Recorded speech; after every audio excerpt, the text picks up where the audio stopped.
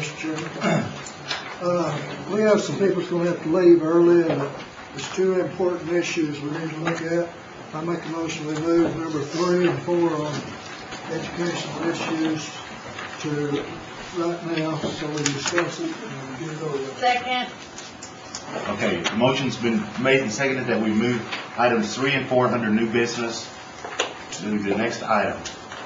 Any discussion? All those in favor say aye. Aye. Any opposed? Okay. Mr. Hoskins. Mr. Chair, at this time I'd like to move to amend the agenda to place an item at a location of your discretion, legislative act to amend Title 58 of the tobacco rebate. It's a legislation that was under consideration in December.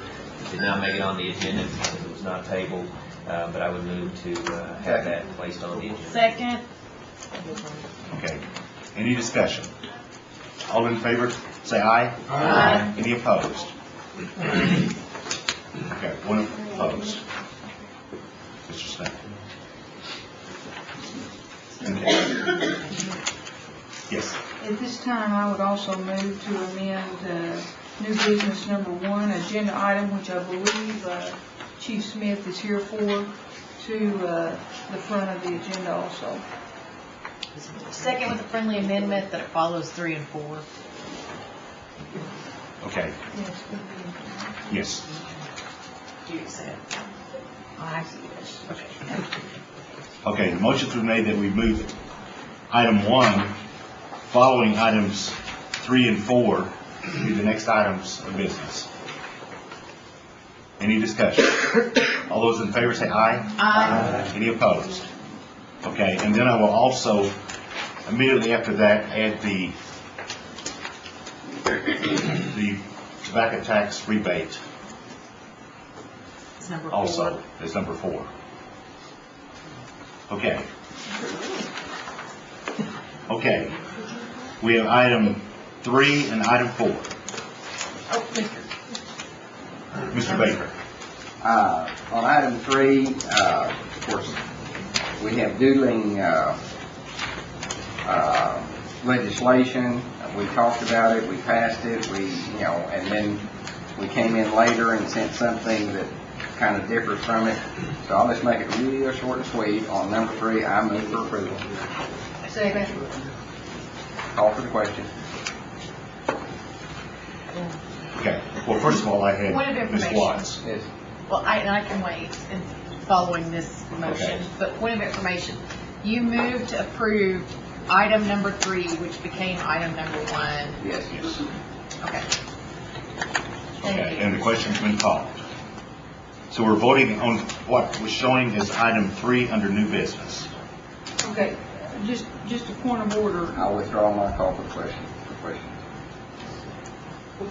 Just a point of order. Is this the one for 1,500 plus 500 for the spring semester for a total of $2,000? Correct. Okay, I just wanted to make sure. Okay. Call for the question. Question's been called. All in favor say aye. Aye. Those opposed? Aye. Okay. Roll call, please.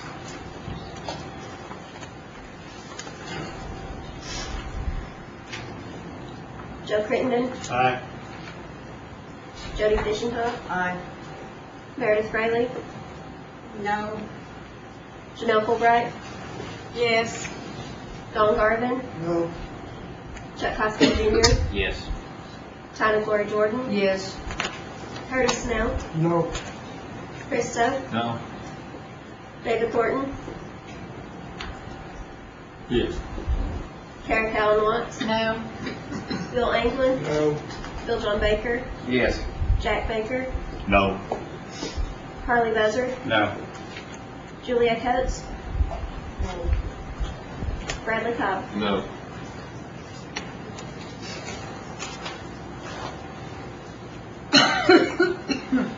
We have 7 yes and 10 no. Okay. Motion failed. Next is item 4.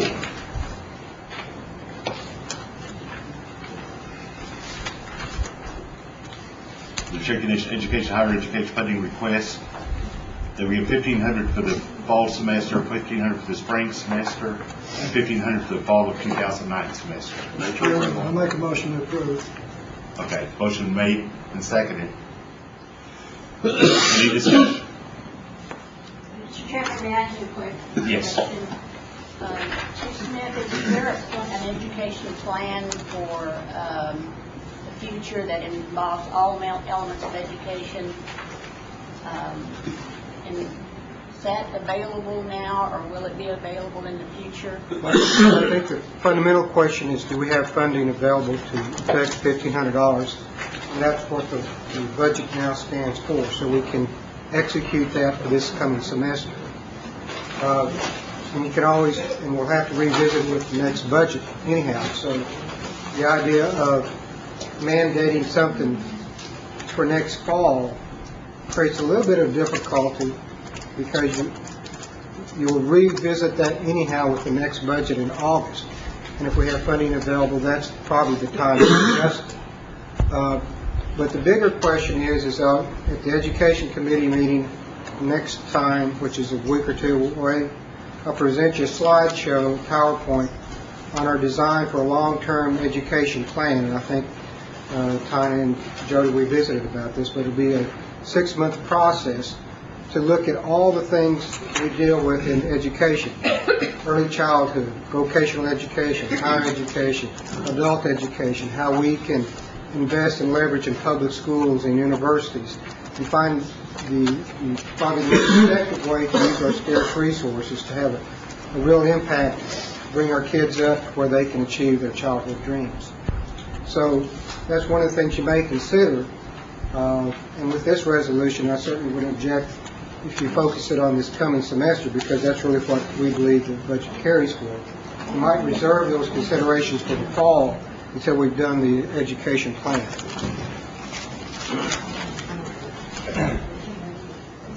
Mr. Gardner. Would it be proper to change the motion to this spring semester only?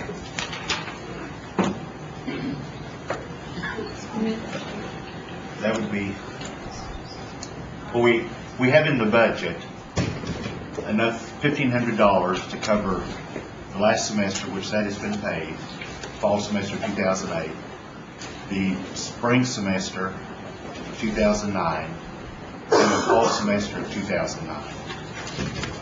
Because the amount approved for the fall semester 2009 generally needs to be paid or approved before the new budget year.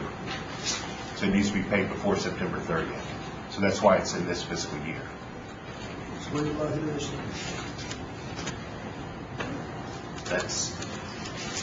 That's up to you. Yes, Councilor Cobb. Mr. Chairman, we have no objection to that. Okay. I'll withdraw. Okay. Just so that all minds are clear, there's no objection to keeping the existing budget, which would include the $1,500 that was expended for this last fall and the $1,500 for this spring semester. But if we accepted this motion and this resolution, or the motion, it would be that we would go ahead and budget for $1,500 in the fall of 2009, which is beyond our budget and not planned for. No, that is not correct. Okay. The 1,500 fall semester Then base pay. how is this different than what we've got? Why do we have this in front of us then? This is to clarify. Okay, that's all I needed. Thank you. Okay. Ms. Jordan. This is just a comment. Chief Smith is correct. Myself and Jody and Melanie and he met, and there is a long-range plan, I believe, in the works for all of education. And I would hope that each one of us in the coming months would contribute to that plan, because it will involve everyone, I understand, from Head Start to through the college-age child. Is that correct? That's correct. And we're going to look at every facet of education and see what we can do with the money that we have. Okay. And I just encourage everyone to contribute to that, because this may be a plan that may be in place for some years. Thank you. Councilor Sullivan. Yes, Chair Becker, can you explain to me the verbiage for the 1,500 for the fall of 2008 semester? If it's already been paid, is that necessary to include in this motion?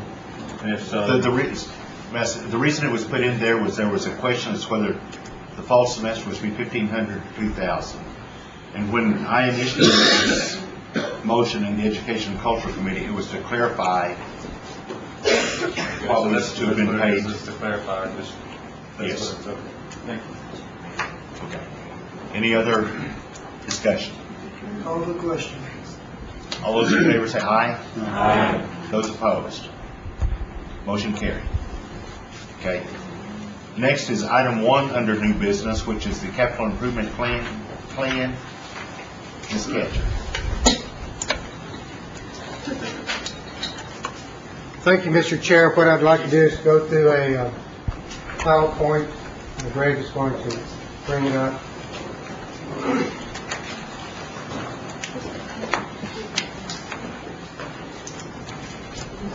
Mr. Chair, while he's preparing that PowerPoint, what I wanted to talk about earlier was another motion to amend the agenda to add the resolution on the financial depositories and to update that list for the Cherokee Nation.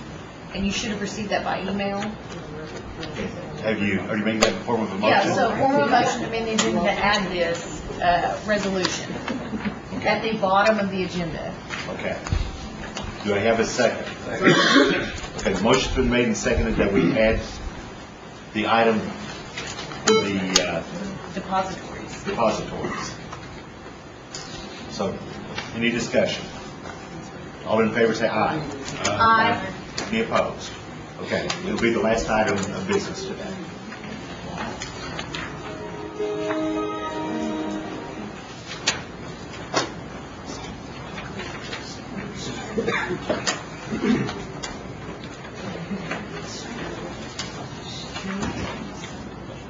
Is Julia going to be able to see this?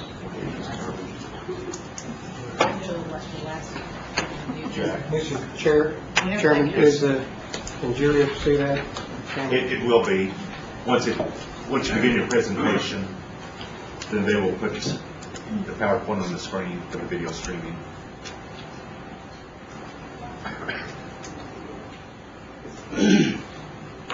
Let me just go ahead and launch into it, and we'll pick up the slides when they get up. Basically, last year we did an evaluation of our space demands.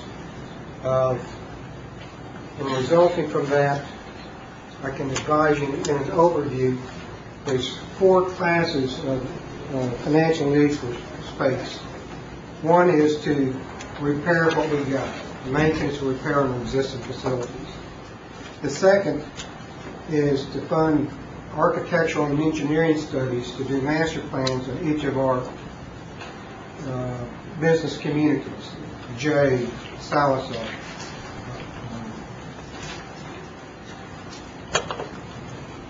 So to introduce it, have an introduction, the principles of space planning, capital investment, the infrastructure and data we have, the inventory of our communities, the zoning and consolidation plans, facilities by funding class, and plan overview.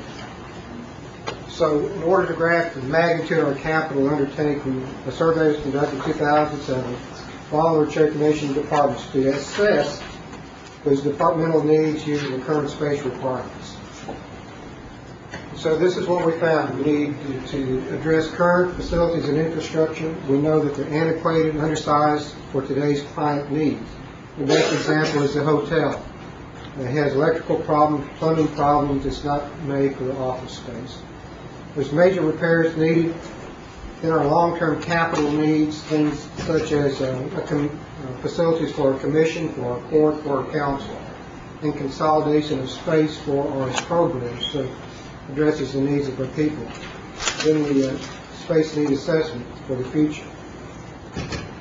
So the principles that we can design and make our decisions and entrust to the architects and engineers is those that follow. One principle is that facilities are a means to an end. We just don't build buildings for the sake of building buildings. We use that as a tool to accomplish our long-term vision, jobs, language, community. And what you see there is the old Terrell building, which is rat infested and should be torn down tomorrow. The next one is all of our space should be convenient to our clients. So you co-locate space so they don't have to drive from one end of town to the other, like in Jay.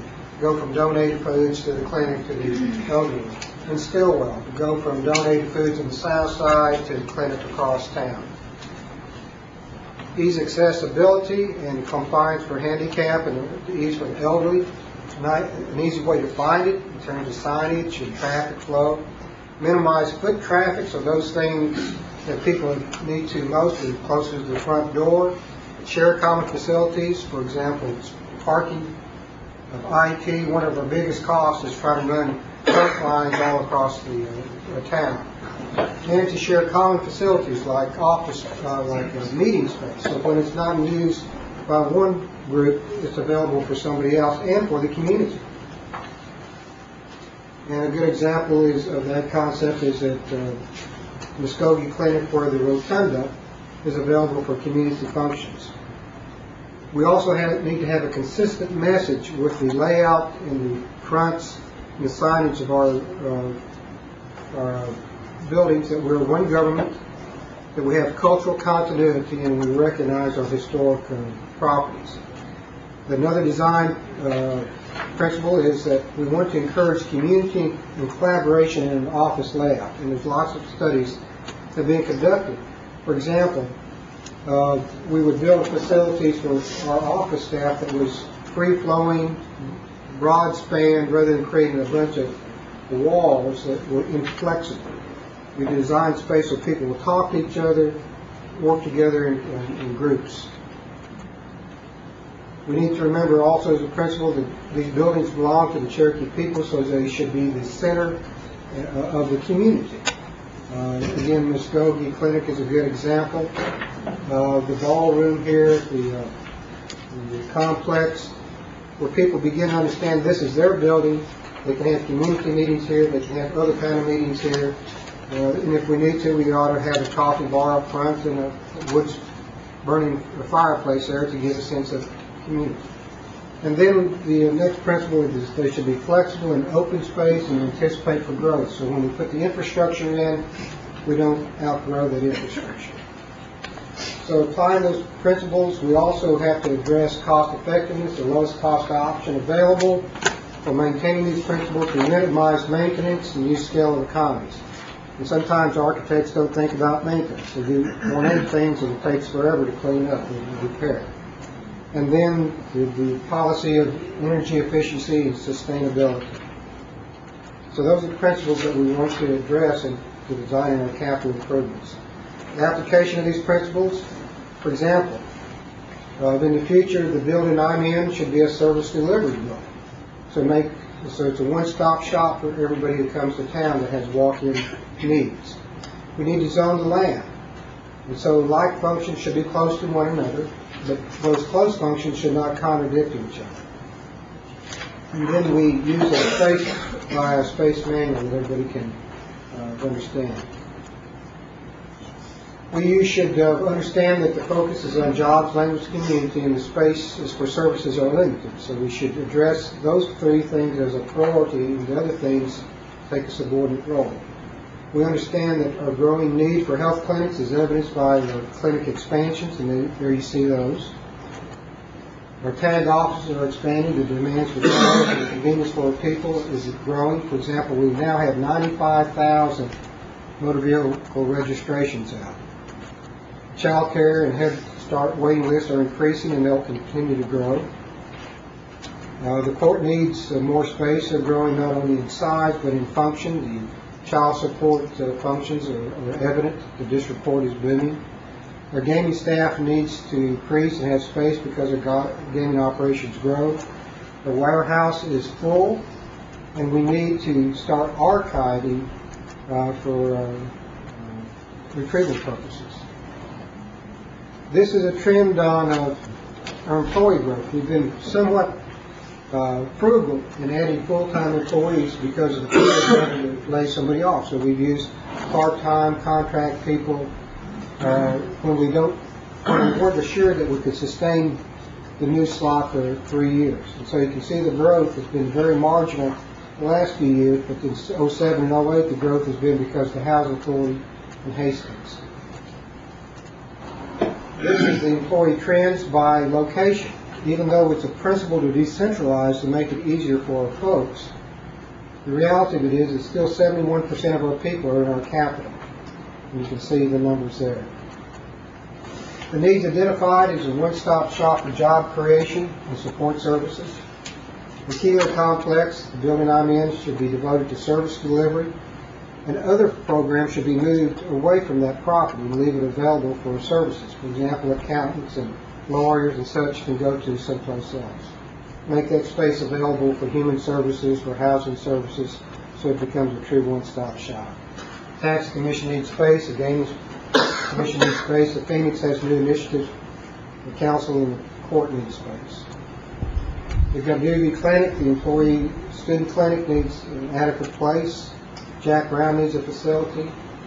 The circle up at the hill is not functional. The child care facility in Stillwell is leased in poor condition. We need a facility in Catoosa for child care. The rehab office is suitable but needs a bulk equipment and trucks here in Tahlequah. We need a studio for communications, education, and health to produce educational videos and audio. Again, the growing demand for storage of documents and health, ICW, tax, commission, registration, and warehouse. The Terrell building, as I showed you earlier, is rat infested and needs to be torn down. Sequoia has a growing demand for facilities, including an immersion school and the field house. This is an inventory of our current facilities, and our principle is to try to have primary facilities within 30-mile radius of core Cherokee communities, so it makes it available for our people. And you can see each of our communities there. This is a map of Tahlequah, and I have to get you oriented. The north is on the right. Let's see. Where's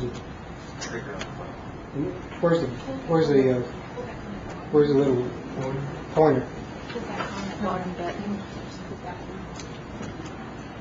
Okay, all right, good.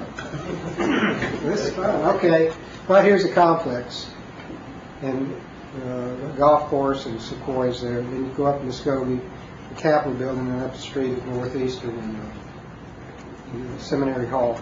And you can see all the locations that we have facilities around town. Indian child welfare, child support, cancer treatment here, behavioral health over here. Some of them are where they need to stay, the courthouse certainly, and we'll develop the property of Hastings and the property of Narcoma is zoned property. A lot of these programs should be consolidated back at the main complex.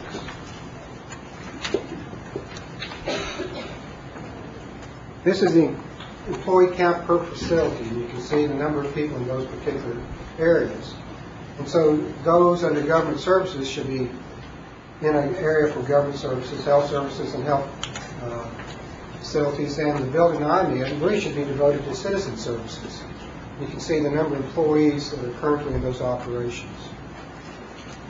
This is downtown Tahlequah, and again, there's the courthouse. We currently own what's in yellow. Most of that block on Water Street where the lumberyard is, C&I, and right there is the Supreme Court building. The idea of the cultural tourism is to try to turn this street, Muskogee, into a historic district, and then come back along the creek here with the aid of the city and the university to make it a walking history trail. So what you see in colors is not necessarily properties we want to acquire, but they are the priority of properties we, CNE, the city, or Northeastern needs to acquire to ensure that the downtown becomes a historic district.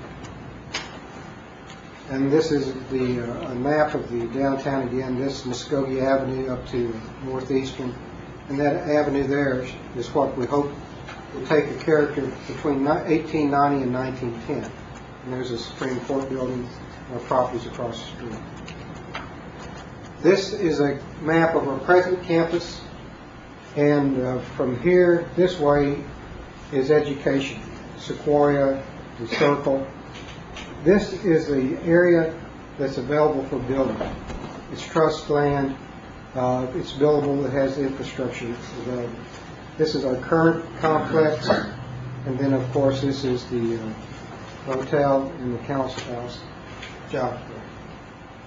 And we own all that pretty much in that slide. This is the full plan of the current complex. So our resources this is the number of square feet we currently have in our space pool that we basically rent to our programs and they pay us rent back in terms of office space, warehouse space, common space. Other resources are Marcoma property. It's zoned for youth and elder. We have the space between here and Sequoia. We've got land and buildings in other communities. Burchett property for the complex of Hastings. This is the aerial view of Burchett. Of course, there's the property itself, and there's Hastings, and that can become, as we anticipate,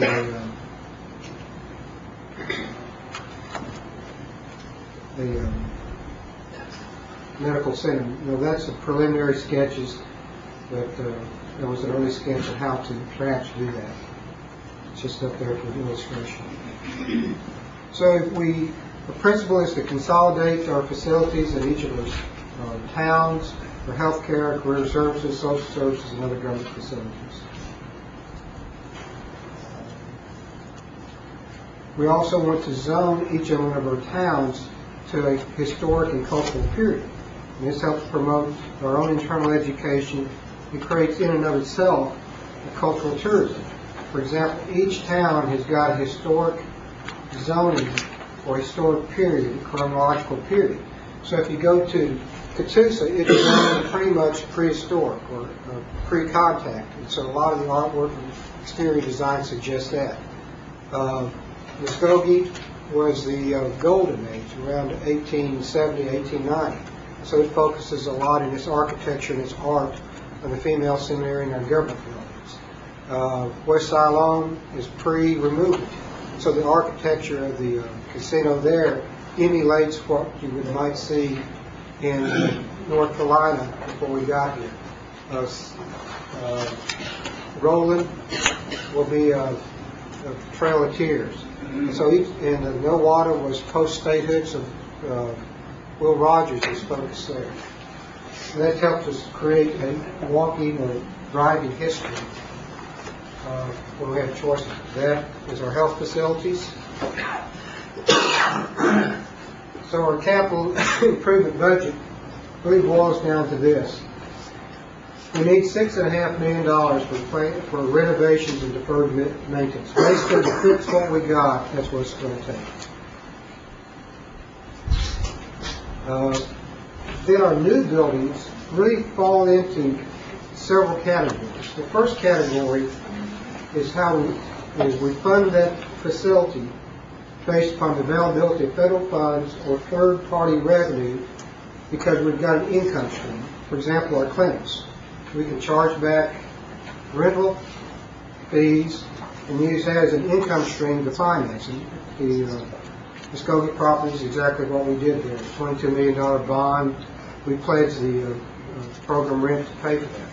Same thing for Bonita, Jay, and such. Sequoia is in the same situation. They need an art field house, science building, and we can try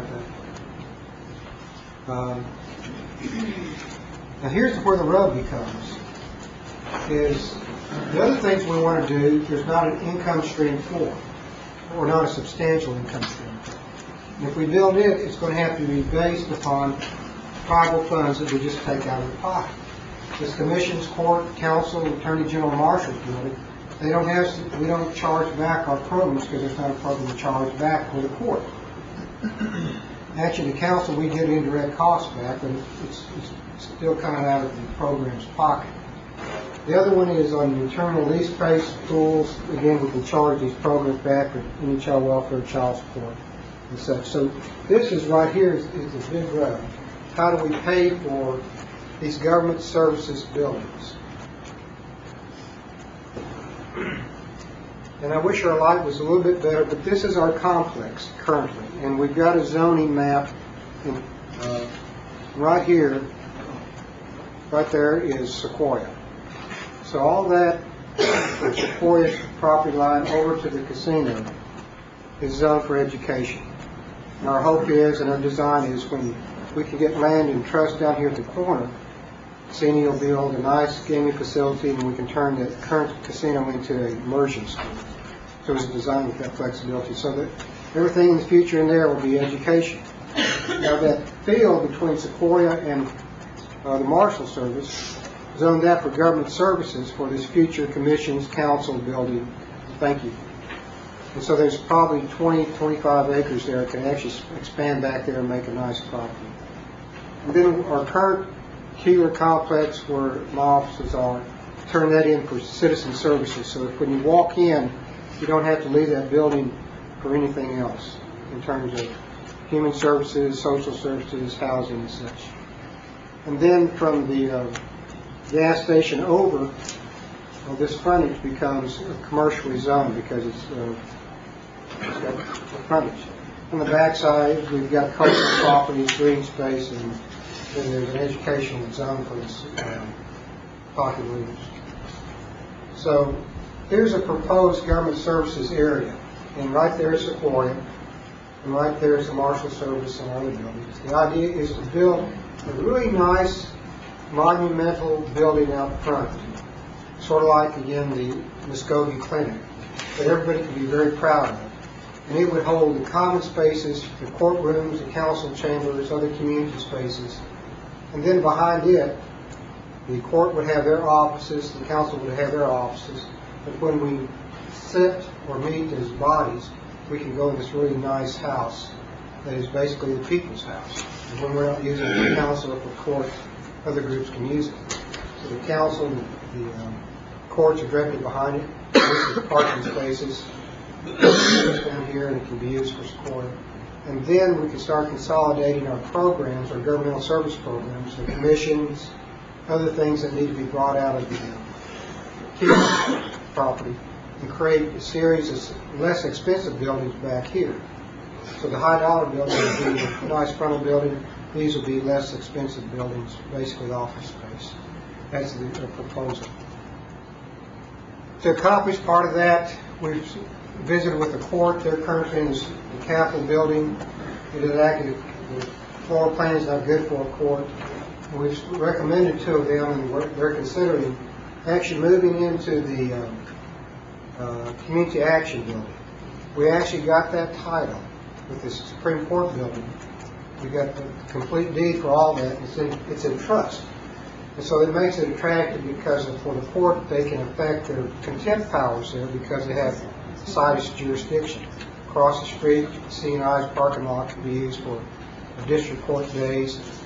The court can just have their architect lay out that floor plan. We'll go in and completely renovate it, new windows, carpet, air conditioning. So it'll actually be a pretty nice building, and we'll have the historical ambiance of the Supreme Court building being renovated. They can still keep the second floor courtroom for events or hearings that need its kind of statute. So that's present before the court. If they do that, then we can proceed in renovating it and get on with our cultural tourism effort. So the first step is to fix what we got. The next step is to develop master plans for each of these campuses. You can see even the Salisal Park, we need people to help us lay that out. Sequoia, West Side Long is a great opportunity. Barnesville, the Claremore Federal Building, and the places we have a big presence. So basically, we need right now $6.5 million to fix what we got. In the next few years, we'll need to do the planning and development, $11 million. Our health and education properties will cost $100 million. This government services building just for the court and the council and maybe the commission building is $20 million. And then we have budgeted, which is, this is sort of a list of priorities. Later we can start looking at the historic and cultural properties. Salisaw, more acquisitions of cultural properties and such. So it's a big chunk of money. So the first thing we recommend is major repairs. The next thing is planning and development. That has to come out of our pocket.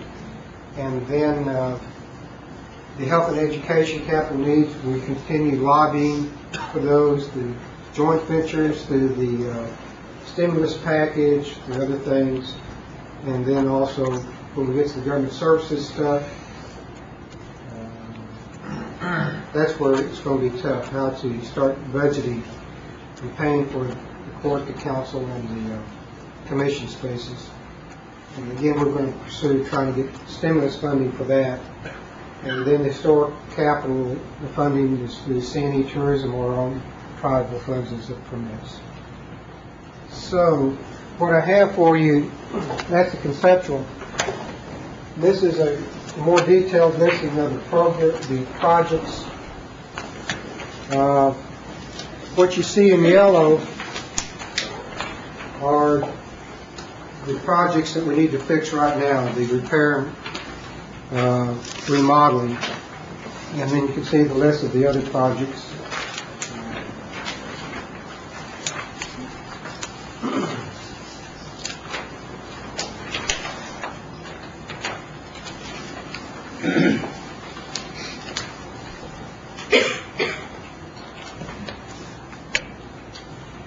Mr. Chair, Yes.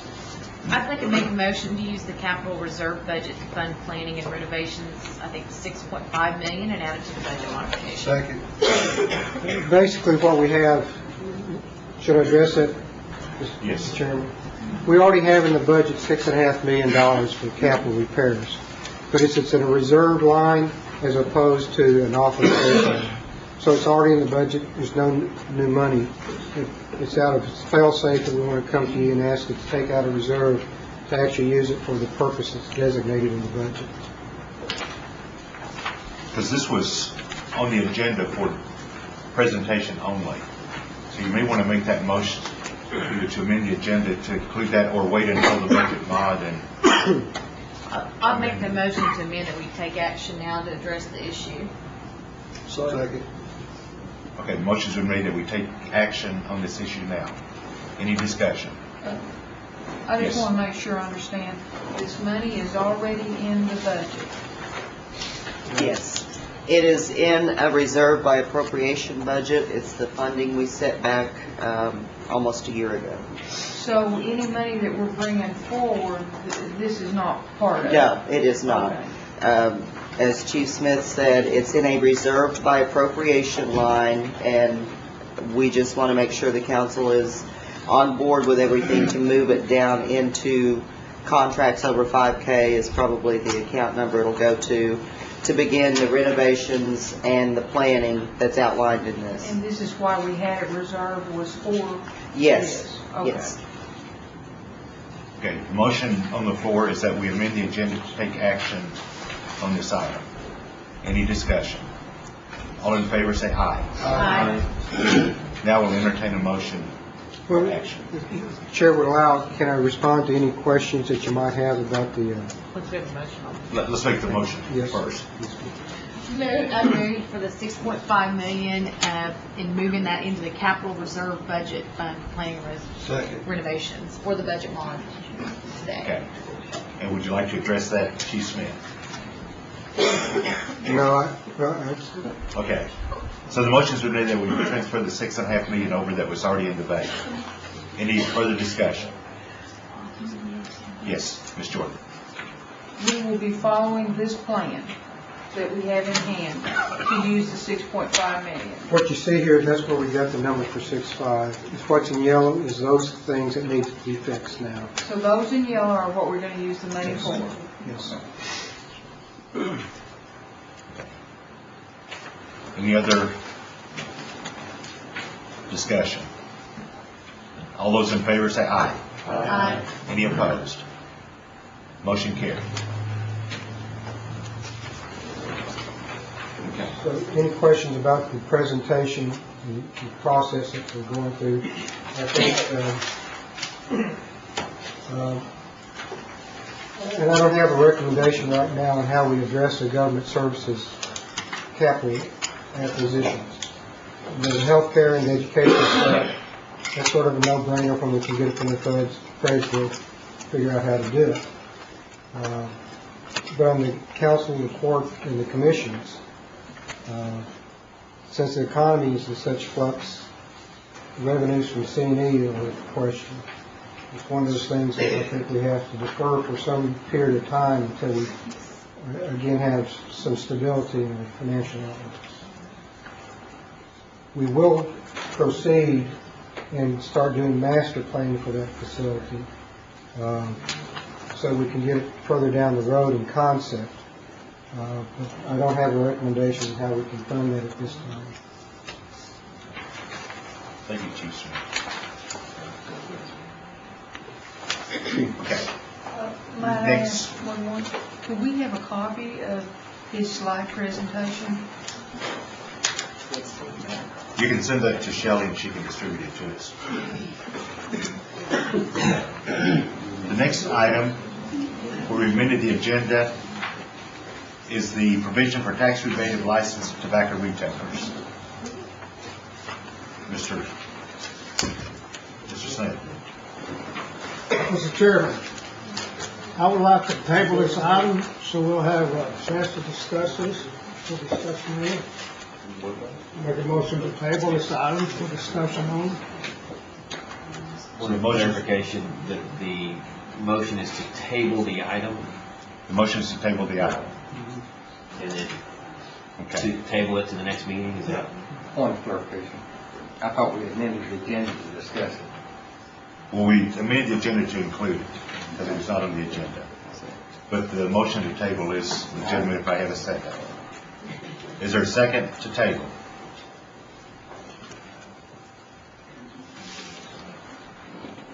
There's no second. I make a motion to approve. Second. Provided. So the motion's been made and seconded to approve. Is there any discussion? All those in favor say aye. Aye. Those opposed? No. Roll call, please.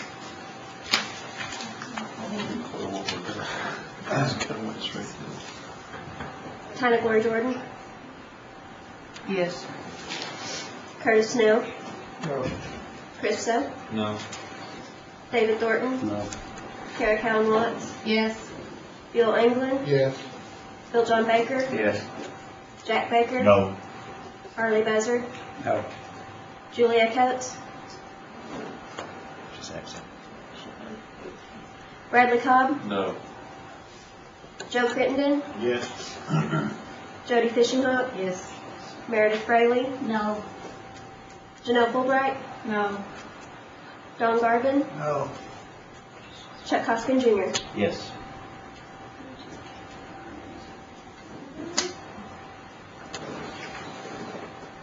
We have 7 yes and 9 no.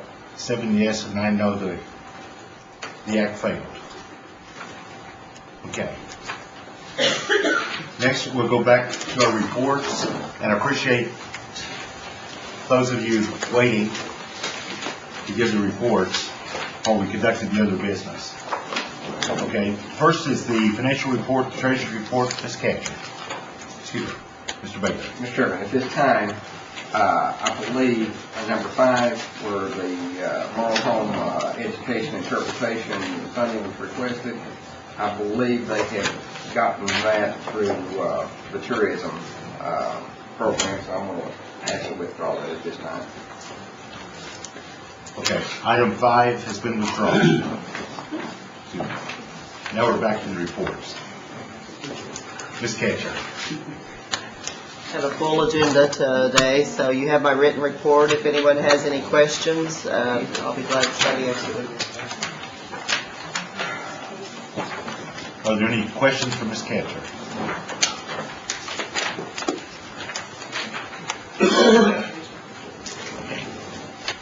We appreciate it. Thank you. Next is Cherokee Nation Enterprises, Mr. Stewart.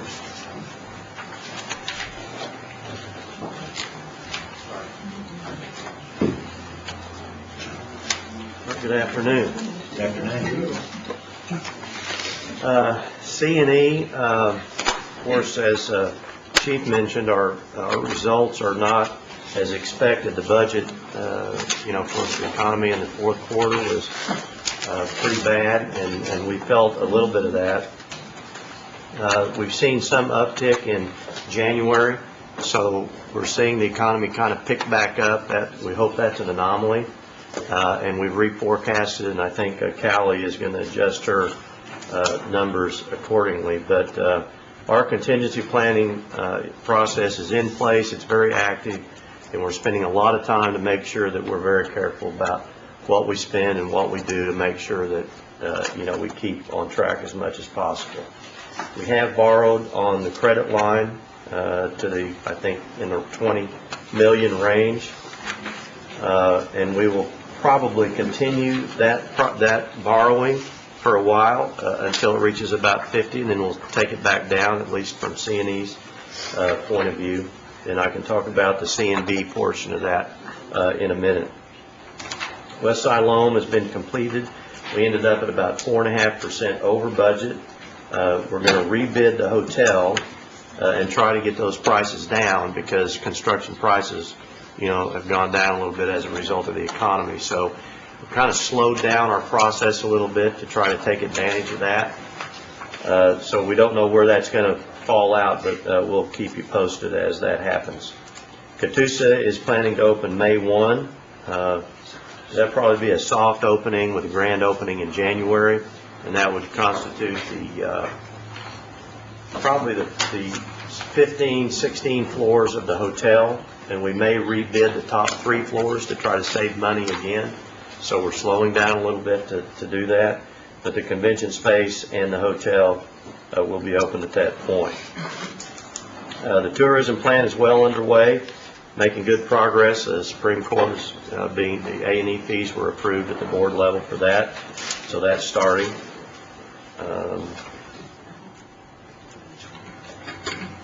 Any questions with regard to C&E? Dr. Cobb. I wanted to point out there was some discussion in our Rules Committee about the council being informed on several things, and there seemed to be some hiccups in that. And I did want to point out, I was at the last C&B board meeting that I was at last weekend, that I appreciate you being proactive in that. That was one of the first statements you made is informing the council of some things. And that question wasn't brought up, you brought it up yourself. So I just wanted to point out that you did do that, and I appreciate that. And I know things are heading a little bit different direction in that, and I appreciate it. Mr. Baker. Yeah, now, of course, we got 3 or 4 deals where the Telephone Casino was shut down 3 or 4 times. Right. And I thought that we had backup generators for the casinos. We have backup for emergency only. It's life safety, it's what it's called, and then also security. So we didn't put the capital out for that. It's fairly expensive, and we haven't really seen any historical reason to think that that's going to be an ongoing problem. In Catoosa, on the other hand, we have had problems, so we made the investment. We've had some problems making sure that works. But in Tahlequah, we just didn't feel like the money was there, and it justified it. It's a fairly expensive proposition to put that in. We calculated the loss on that, and it was around $25,000 to $30,000 in that neighborhood. A lot of times when it goes down for one day, we'll get more business the next day or in the next few days, so it's not a total loss, for that day. So that's another thing you have to calculate. So we're going to go back and look based on that $30,000 loss for that day to see if the cost of the equipment and the projected loss of time justifies doing that. So we're going to relive that just to see if it changes our mind. Yeah, I mean, you have right $100,000 loss, and all of a sudden, it changes. No-brainer. Right, it changes the picture, but it's very expensive. Yeah. It's $300,000 or $400,000 sometimes to put those in, and so unless your power's going down a lot, it's kind of hard to justify the capital, and we're a little capital constrained right now with all the expansion. So we'll take a look at that. Also, as a result of our net income being down, our bonuses paid out this first quarter will be down about a third of what they have been in the past, because in the past we've just, we've had record years. So that's going to go down, just so that you're aware of that, and we'll notify our employees on that. Excuse me, Mr. Besser. Yes, David, with this rebidding on the hotel at West Solomon Springs, it's already behind by, what, 60, 90 days? Yes, sir. How much more longer is this going to put it behind schedule of where we want to open, and when do we have an opening date? Well, I think it will place us, we have the plans drawn, and they're reviewing them for any omissions to make sure they're totally complete. And then they're going to go out for bid probably in 30 days. That's what we're expecting. So that's going to be another 60 days or 30 before we award. So I would say we're, 9 months to a year out. We do have the foundation built. And so the infrastructure is there. So everything we build now is straight up. So it will be a little faster than starting from scratch. A follow-up question. Are we through, is Flintco through with the building there in West Solomon Springs now? Are they off our payroll, or what are they doing? I wish Sean was, they're very close to being completed, because we were going to demo, rebuild, and then not finish out that building. So they're very close, and I really can't tell you exactly. But when they get done with that, they're going to be off unless we start the hotel, and then they'll be back on. Thank you. Mr. Snell. David, when are you going to de-scope that? Here real soon? The West Siloam? Right. Yeah, we've already gone through it once, I believe. I believe they've gone through the value engineering to make sure it's there. And I believe our board is very, they're very bullish on that market, and I believe we need the hotel. I don't think there's any change in that strategy. So now it's a matter of how much we want to spend, depending upon price and so on. So we're going to bring that to the board probably in the next 30 days or so. Speaker Freddie. David, in your report, since you're reporting to two entities now, Right. would you please include any legal or any cases that may be pending in light of the Causey decision? Some of us were not aware that was out there. Okay. And if you wouldn't mind including those in your report, which we appreciate it. Okay. We can just add that as a section to that on the C&E or the C&E And side. I'm sure you've done this, but do you have I was thinking about you're having to assume Brad Carson's responsibility. Do you have a leadership transition plan or a CEO succession plan in place that's in line with your strategic plan? Well, right now, of course, I'm 30 days into the process. I think the transition has gone very well and fairly smooth. I've met with all of the employees and all of my direct reports. I have the management team in place. I've kind of redesigned the organization a little bit. So to answer your question, I do not have a successor in play, that's there. So the board has directed that we would look at that. So we'll be on that in the near future, and I can bring back results on that process. Thank you. Thank you. Councilor Watts.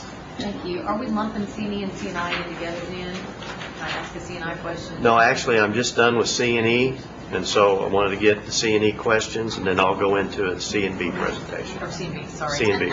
So if we could try to do that, we'll get C&E done. Right now, we're limited to C&E.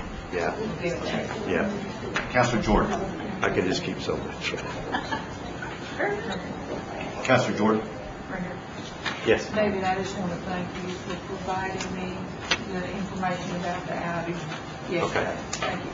Yeah, and with regard to some of the informal questions, we're going to try to make that a little more streamlined. So if you just have a question, get it to us. When we answer it, we'll update the chief on that process so that the chief knows what questions and then how we answered that. If it's more of a document request or something like that, then we'll keep it. You'll have to formally request it from the chief. But we're going to try to make that non-cumbersome for you and still keep the chief plugged in and on all that information. And that's just kind of, we just need to be able to do that and keep the chief plugged in. Dr. Cobb. This may be more of a housekeeping, I'm not sure, but since, at least in the foreseeable future, David is going to be doing C&E and C&B, should we put these like next to each other in the reports, or do you want to put C&I in between? And that may be. Actually, I was going to go ahead and let him do that. All right, thank you. And then also on another issue with regard to the, well, that's a C and B. Never mind. We'll do that in a minute. Even I'm getting this confused. So are you through with C&E? Through with C&Es. Any other questions on C&E? Next, we'll go directly to C&B. Okay. C&B, we did a presentation to our board that it's about, I don't know how many pages it is, about 20 pages. And what this does is it consolidates the income from all the different entities, and you can see how they're doing. And it also has a discussion about their business and why it's up or why it's down or some issues. So what I'd like to do, this is out here, and you will be getting a copy of that. We'll treat it as confidential, and then you'll have a chance to, rather than me going through all this and reading it, I think it would be better if you have a chance to look at it, and then next month you'll be prepared to answer a little more questions. So we have some written explanation on what's going on with the companies, including C&I. So it's a consolidated report. I think it's very good for you to look at. The three main companies, CCRS, the environmental company, APSC, which is the parts supplier based in Huntsville, both are profitable. The landfill is under construction, expected to open in March, and we're still going through the details of getting that constructed correctly. So we're using some outside people to do that, and we're getting our arms around the income and the sales, and we've gone out and talked to some of the previous sales, previous customers, and tried to get that lined out. We've tried to work with Jody on getting Cherokee employment up through our contractor, and so we're continuing to stay on top of that, I assume, Jody, and we're going to keep working with you to do that. All right. We finally have the bonding facility in place for our companies to use. C&B will look at the allocation of that based on risk and cost and net income, how much we earn. We just have so much bonding. Our bonding requires that we put cash up to get a bond. So it's a little, you write a check, put it in the bank, and then you can get a bond. So it's 100% coverage. And normally you wouldn't have to do that, but we're kind of in startup with a lot of these companies, and our credit line will not allow us to provide guarantees, so it's kind of complicated, but we haven't been able to do that. We have a policy now with regard to political contributions that we've worked with the council on, so we passed that policy, and you will get notified pursuant to that, and I think you have a copy of that. We'll get that to everyone, and so you'll have that. We'll keep you posted on what's going on. And what I'd like to do is just take a few minutes and answer any questions about C&B. Feel free to, just get after it so everyone can, if they have anything they need to. Councilor Watts. Thank you, Okay. Mr. Chair. You reported a new hire at the board meeting, but I wasn't clear if that was a Cherokee. The new hire is under Mike Miller, and I believe she is Cherokee. And I think there's another hire under Mike, and I'm not sure about that. I thought that there was somebody reported under somebody else as a new hire. And is Mr. Schooley a Cherokee? No, he's not. So he's no longer a consultant. I thought he was a part-time No, consultant. he's an employee. No, he's a full-time employee. And he reports directly to me, and he coordinates all of our management meetings and has been very instrumental at C&B to help me, do both jobs. So he kind of runs with me on both of those. Ms. Fishing. David, I was going to thank you all for responding to the landfill for July.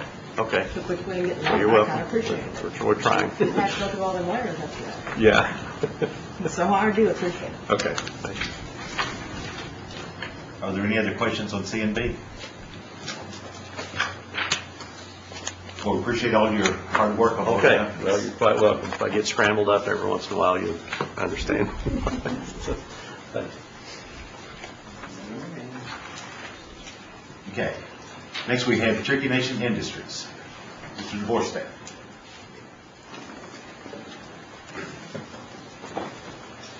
Good afternoon. Good afternoon. I believe you have my report. I just provide you with a summary of the information.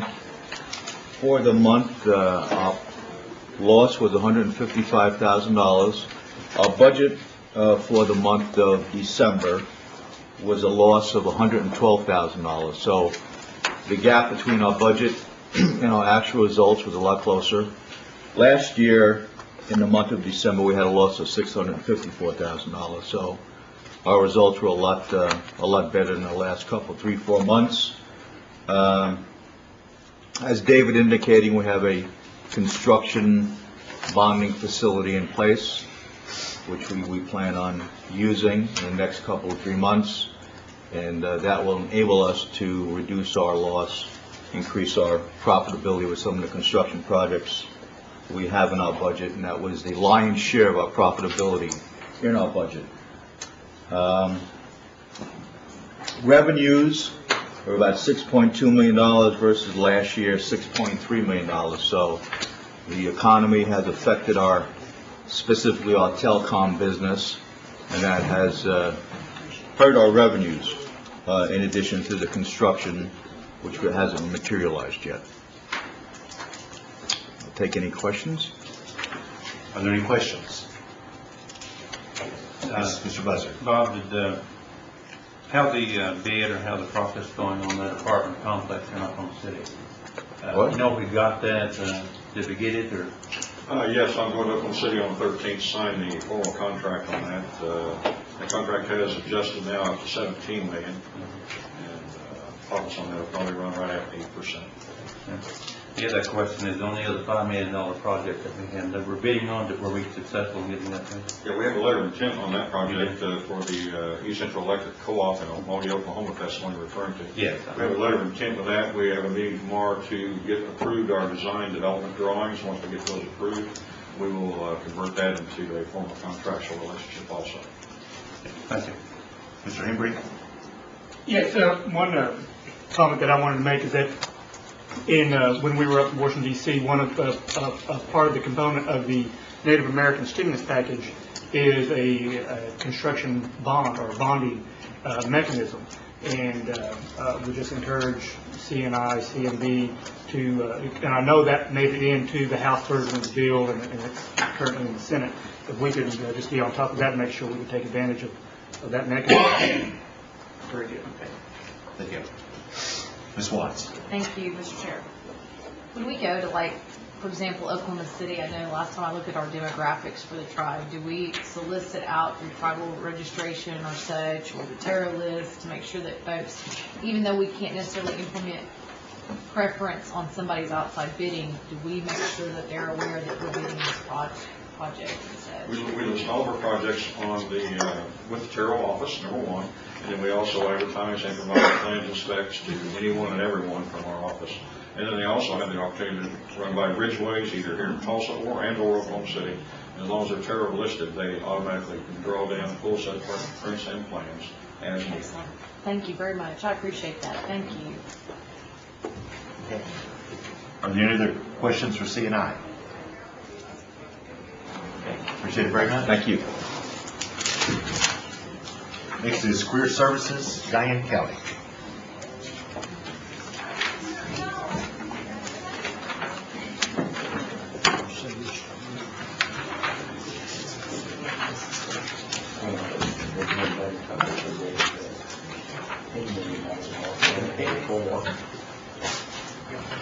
Mr. Chair, you received our report. I guess the main thing is that we are right now continuing to work with the Census Bureau, And according to Melanie, we've referred somewhere around 400 or more people for jobs for the enumerators. And they're a little bit behind because of the weather. We were told yesterday that they will probably start contacting people here in the next couple of weeks. It's the regional office out of Kansas City that is going through all of the applications, and they're doing a little bit of a background check on some of the people. And they'll be notifying them, and then they're going to give us a list so we'll know how many of those referrals actually got jobs in the different locations.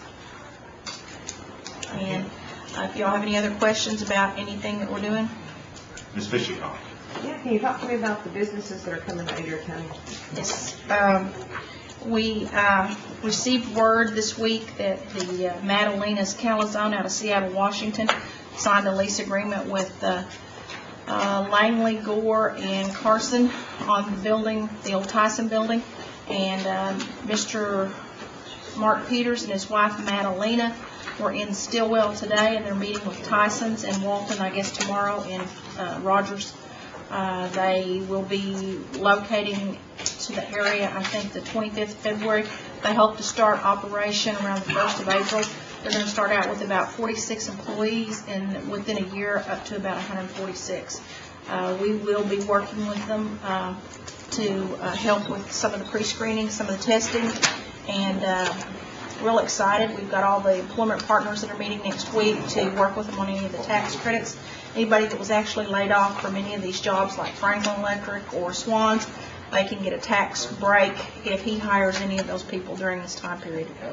And then AERT, Mr. Drinkwater says that they've moved their start date back to the first part of June, and they're going to use the Strawberry Festival as a launching pad for letting people know that they're opening up, and they're going to be in the parade, and they will have their open house sometime at the end of May. And they are planning to hire somewhere in the neighborhood of startup around 60 to 70 employees, and that could be increased because they hope to be able to bring most of that operation from Rogers over into Watts. If you haven't been up there to Watts, you need to go up there because that building is being constructed, and they're a little bit behind because of the weather. But if you come off the hill there at West Salem Springs, you can see the construction up there on the hill. It looks really neat. There is a sand company called Nano Sand that is looking at the old Hannah Candle building in Westfield in the industrial park. Ozark Electronics moved out, and they do sand. I don't know exactly all the details, but I've got 10 days to put together a presentation for them. So we are moving, trying to get some jobs in the area, and we've been working with Mr. Berger in the industrial park on some potential jobs up there that they are bringing in up there. And we have a job fair. I think we've got a couple of job fairs that are getting ready to be launched. I don't have the dates, and I don't know where, but Melanie mentioned that to me this week. Now I'm saying that is for polymers and for filters. Yeah. Okay. How about what's going on down there by Facet with the sewer? Rick Ritter and Mike Doublehead were meeting with us on the Tyson building, and that was also talked about. Right now the plans are that Joe Harrington with the ODD had got the grant for them, and they are open to working with us, but we'll have to come up with some of the money for them to run that line down there. Industrial Park has been talked about. The chief met with the mayor and some of the city council members back about 6 months ago, so it's kind of still on the burner. Right now, Facet is asked for another building to be added, and I know that Linda Donaldson is working to get that lease agreement worked on, and I have visited with the Facet people, and it's been well over a year since they visited Facet, so hopefully maybe by the end of this year we'll have that building. I don't know. You know how slow things move.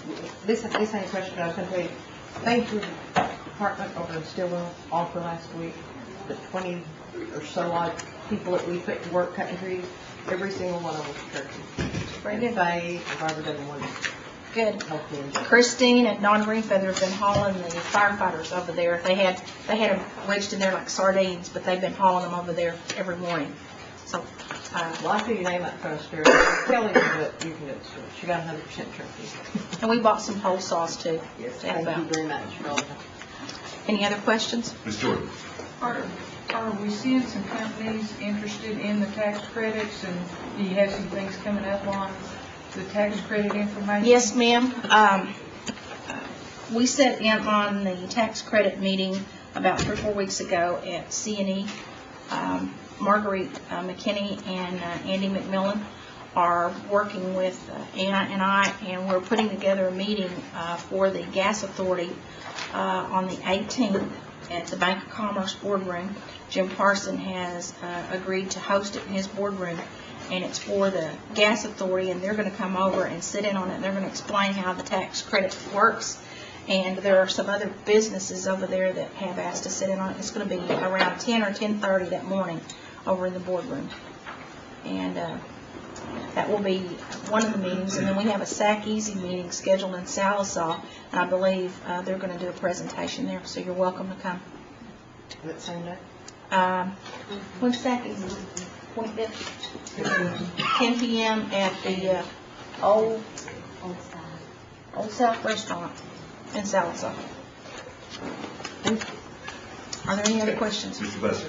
Yes, Diane, last meeting, I'd asked John Overreicher for a report on the Native American people working there at Flintco, and he was supposed to get it for this meeting, and maybe he'd run out of time or didn't have time to sit, but would you follow up on that? And see if he can get that report? I think he was trying to get the report for you. He was up there this morning. He was in Catoosa yesterday or day before, and there was a meeting with Robin in Waterwitch. And this morning he was in a meeting up there with Waterwitch at Salem Springs, and he was trying to get that information. And he said he was trying to get back here for the meeting, but he said, Don, I may not make it back because it's going to depend on when the meeting ends. But I know he's working on it. When he gets to just having the fact that her email is to us. Then another question is, I haven't been to any more meetings on the expansion of gas over in West Salem Springs, but we're certainly interested in that, not only West Salem Springs, but to come over to Kansas, Oakley, and call for it in Jay. Have you had any interaction with those people in the last month or so? Mr. Hanlon was by back about 3 weeks ago, and I put him in contact with Jim Carson at the Bank of Commerce. Okay. Jim is definitely interested in working with them on the expansion from Watts, Westville up to West Salem Springs, because he's got 3 banks right along that strip. They are wanting to expand that line. I think they like, I'm not sure how much they like going from Tahlequah over to Hulbert. And he was talking to Jim about that. Jim put him in contact with Gary Chapman, and he met with Gary Chapman because Chapman's got the bank in Hulbert. He is interested in working with the gas authority on that to get that extension, so it will go straight on into Hulbert. What the plans are is that we're going to have this tax credit meeting on the 18th, and then after that meeting, then there's supposed to be a meeting that will be called up in West Salem Springs. But you're welcome to come down for that tax credit meeting. I can get the information for you if you want to come down to that. And then there's going to, Elaine Carr, who is the mayor at West Salem Springs, she's going to have a meeting after that for discussion, follow-up on the water sewer and also for the gas. But Ralph and them didn't want to have that meeting until they met with the bankers. I'd like to be the one, I'd like to sit on the car meeting at West Salem Springs. Okay. And the other, I have one more question, Mr. Chairman, is on the, I don't know if you've been involved with the ambulance issue up there or not, at all. Now, I know, I guess I should have asked C&E a little bit ago, but I understand they're sponsoring the ambulance dollars for the West Salem Springs city limits, but we're certainly interested in looking at ambulance coverage for Colford and Oak, Little Kansas and those towns there, because what's happening now, I think Jay is covering, or going to be covering Kansas, Colford, Oaks and Leach and all that, because West Salem Springs is going to be covered by Salem Springs, Arkansas. I don't know if you've been involved in any of this stuff. No. I know that when we had that meeting, if you remember when we had the meeting at the church, right after that meeting was out, that was discussed. But it wasn't part of our overall meeting. It was discussed kind of on us as a sidebar. All right, well, I'll check on the ambulance. You want me to have Melissa to check on it? Well, if you could. Yeah. Okay. I'll follow up. She will report, I guess, report to you. Are there any other questions? Any other questions? Thanks very much, Diane. Thank you. Appreciate your patience and our getting to you. Next is Commerce and a Knife. Good afternoon. Good afternoon. You have a copy of my report, and I'll be happy to answer any questions that you might have. Are there any questions for Anna? I did, Yes, Ms. Jordan. on the investment in the economy loan dollars, I noticed you've got a couple of loans closed. What kind of collateral are we requiring on those loans? On the ones that we close, we do require various types of collateral depending on what they have, be it inventory or equipment, and we mark it down depending on how liquid the board thinks it may be. So we don't loan 100% on inventory. we don't loan on accounts receivables, but we'll loan some on inventory. We'll loan a little bit more on equipment, and then we loan on any kind of real estate. So mostly for these, we take equipment. That's mostly what we take. So on these that are down here, we took equipment on each one of those? Are you looking on the first page? Yes. Okay. And for in the section on the investment on economies, the feed store, it's equipment and some inventory. And the others are pending approval. And again, those are basically equipment and inventory. Are y'all doing a yearly check or a bi-yearly check to make sure the equipment's still there and Correct. orders? Yes. We do quarterly in the first 2 years, and then we move to a semi-annual check.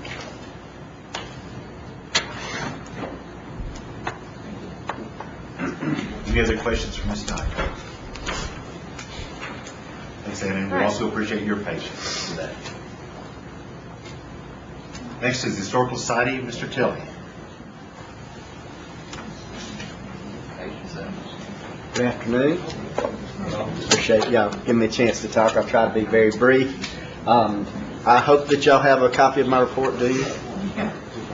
Yes, it was passed out today. Okay, good. If you'll look at that, you'll see there's some good things going on at the Heritage Center. I won't try to cover them. The numbers are good.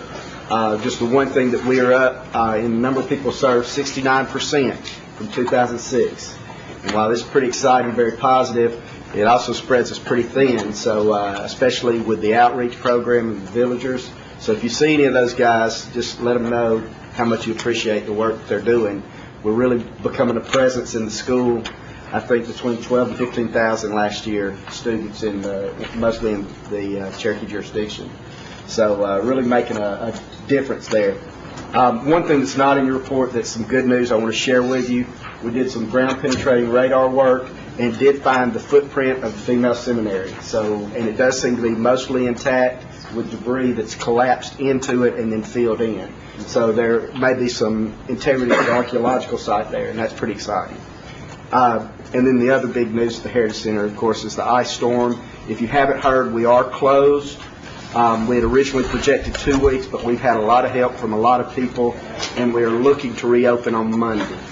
So that's good news, but we were hit hard over there, and there are some hazards of hanging limbs, and that's why we had to remain closed. And that's the things I wanted to report. Does anybody have any questions for me? Any questions for Mr. Tilley? Okay, I'll be sending you some information about some upcoming events, and I hope you can attend. Thank you. Thank you. Okay. Next are the consent items. First is the tarot certifications, and there was passed out today was an amended tarot business.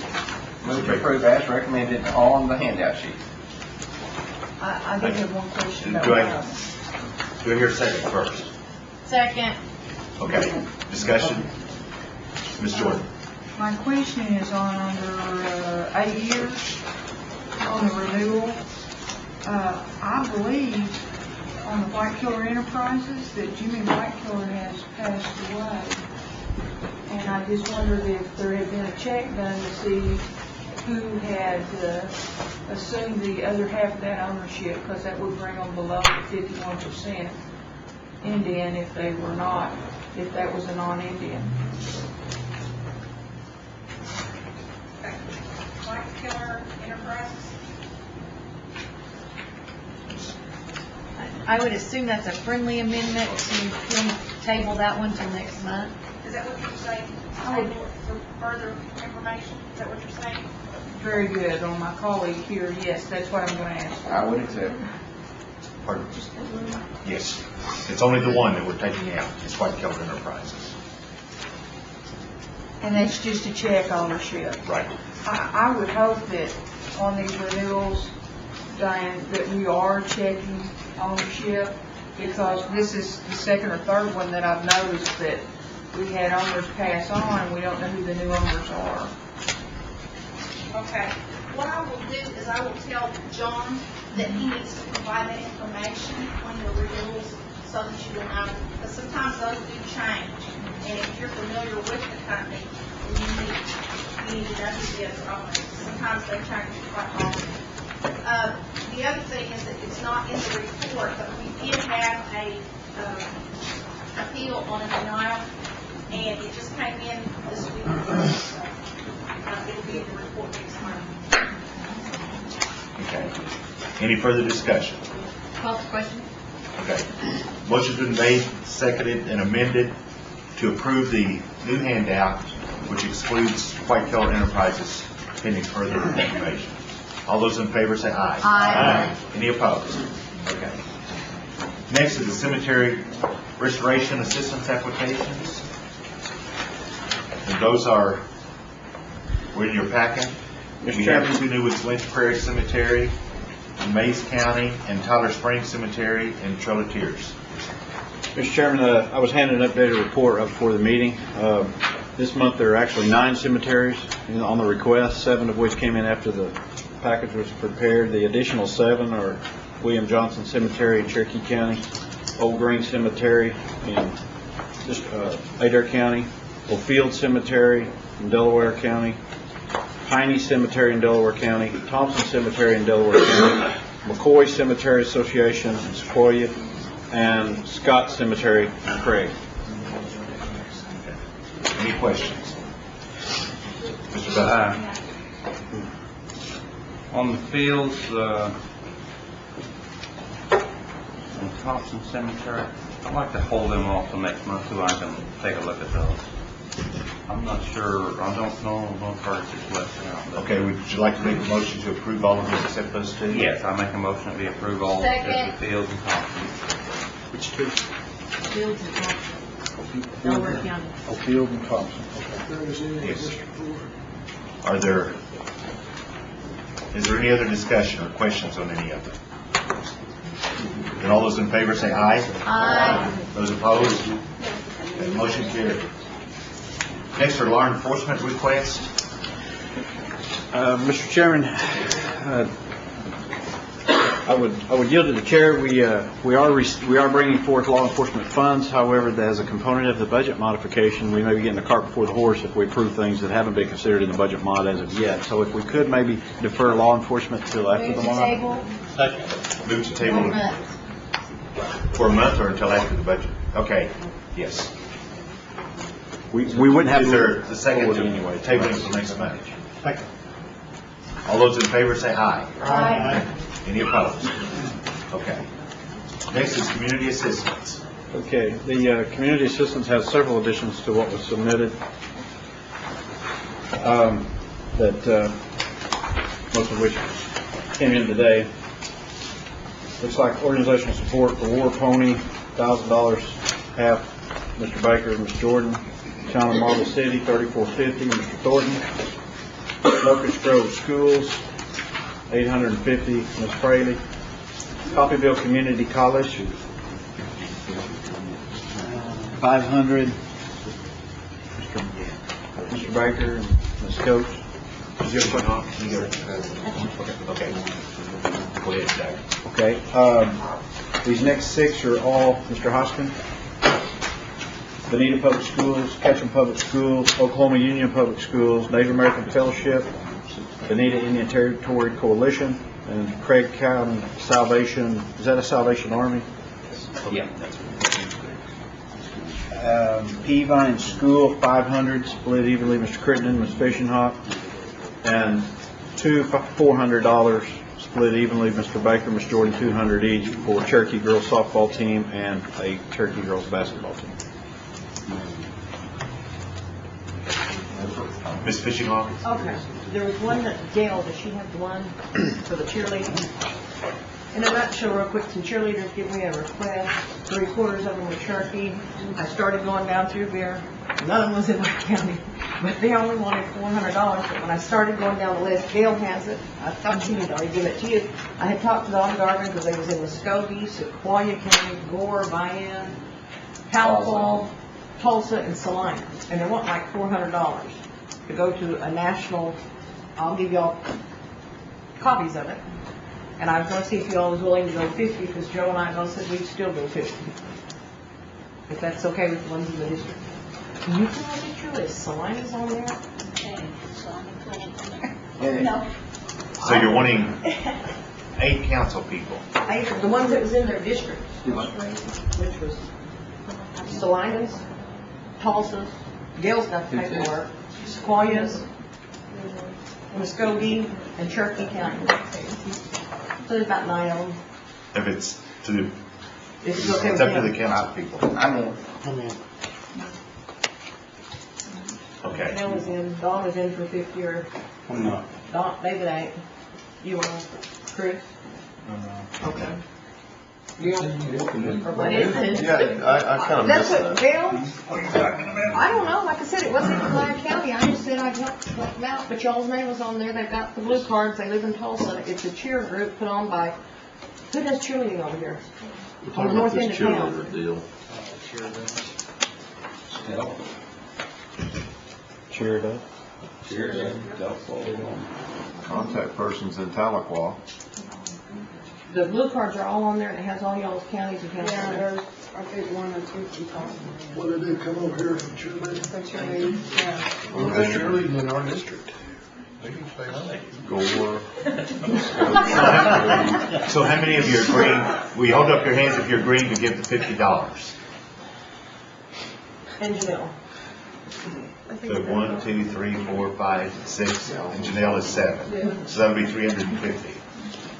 Got one in Tulsa. Oh, and Curtis will also. So that's 8 for the 400. Only got 6, who's the other 2? I got Gail John, China. Hold up your hands again. I got it. I got them. 5, 6. Meredith Cox, okay. And Janelle. Well, Janelle, they said. I think they ought to lead a cheer before we give them the check. Are there any other items? No, sir. I have a question about one of the items presented. Okay, Ms. Watts. Mr. Hembry, Yeah. please come forward and discuss War Pony and where we were at last time. War Pony. I believe the motion was we would give no money until they answered your letter. And they've never. Oh, did. that's a long time ago. And we got a tractor, we got, you know, I'd have- money was accounted for. Was the tractor involved with War Pony? And at one point, yes, it was. That's the Cherokee Gardens. Cherokee Gardens in Delaware County, and then there was about whether or not Yeah. campaign funds, if it funded campaign funds, if it funded CAPT, which we don't try. Okay. Yeah, and this was all, was this last term? I think I mean, so. yeah, I think it was. I've lost, yeah, I remember the letter, and it was, you know. Did you receive a response? Point of clarification. Okay. Mr. Baker. I wish Rick Richards was still here. It is reorganized. He is now the president of it, which I assure you that it is the I's are dotted and the T's are crossed. So, and if we're going to go any further than that, then let's do it on every single one of them. Okay, Ms. Jordan, or excuse me, Ms. Watts, you have. Thank you, Mr. Chair. I'm okay with that. I mean, if we need to account for, but this in particular, there were questions raised from the public to me.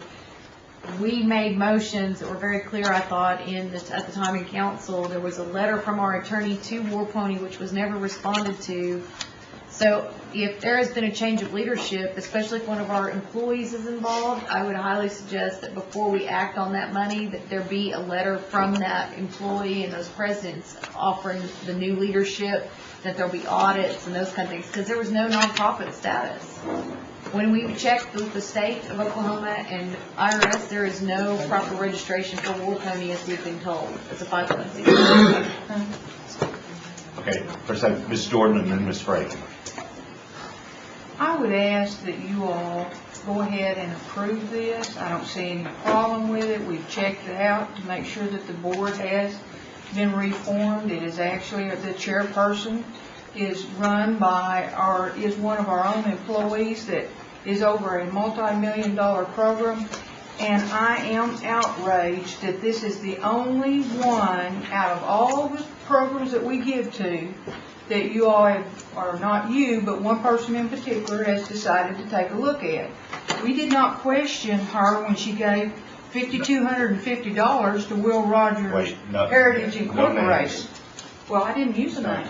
But if we're going to start questioning, I will question every one of these. So either we pass this, or we're going to ask for an audit and forms from everybody. Ms. Frey. I think, Bill John, they have received their nonprofit certification, haven't they? Let's get Gail, because she looked it up on the deal, and, I'm not gonna, I was told that they have. I was too. Gail?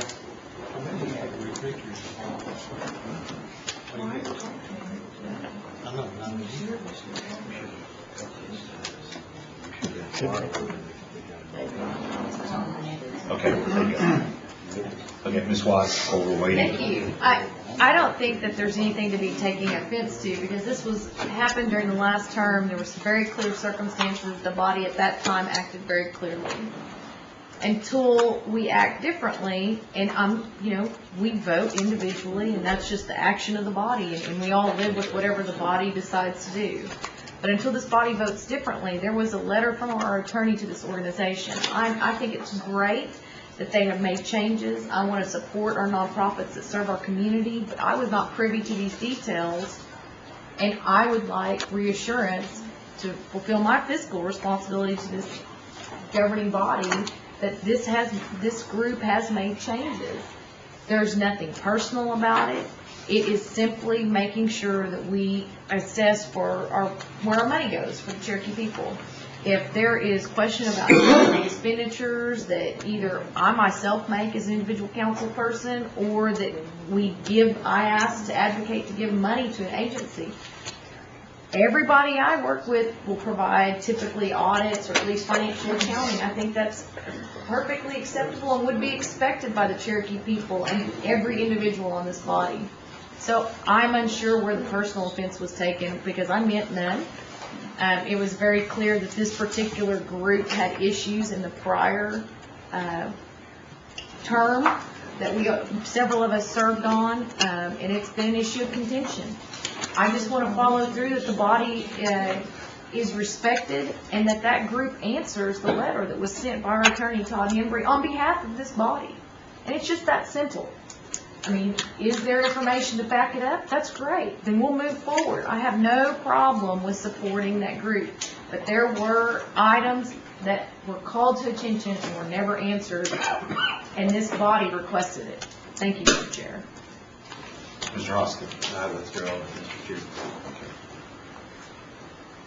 Ms. Jordan. I make a motion that we approve all of these, including War Pony, in one vote. Second. So the motion's been made and seconded that we approve all the requests. Is there any further discussion? All those in favor say aye. Aye. Those opposed? No. Okay, motion carried. Okay. Next item are roads. Mr. Chairman, the roads for this month, we do have some motor fuel road projects. There's some de-obligation of funds from the Steel Baptist Church Road project from Mr. Snell and Mr. Buzzard. They also are splitting a Gene Woods Road project, $11,400 each. And Mr. Soap sponsoring the Town of Shoto street improvements for $16,402. And Ms. Fraley, East-West 360 Bridge project for $18,000. One bridge also at 360, she's also contributing out of bridge funding for $15,000. These projects do not deplete any of the balances. However, again, the motor vehicle tax funds are coming on into the budget this month. So we will be, after the budgets are approved in full council, then I have the numbers available for you on the vehicle tax allocation or apportionment.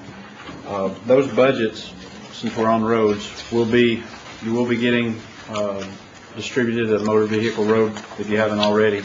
I think it was part of a communication that went out last week late.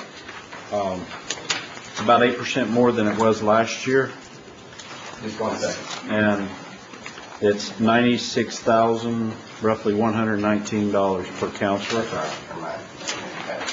That'll be coming into your allocated balance. And again, I'll redistribute that report again after full council, so everyone will know what your major, minor collector balances are. Okay, I'd entertain a motion that we approve the road request.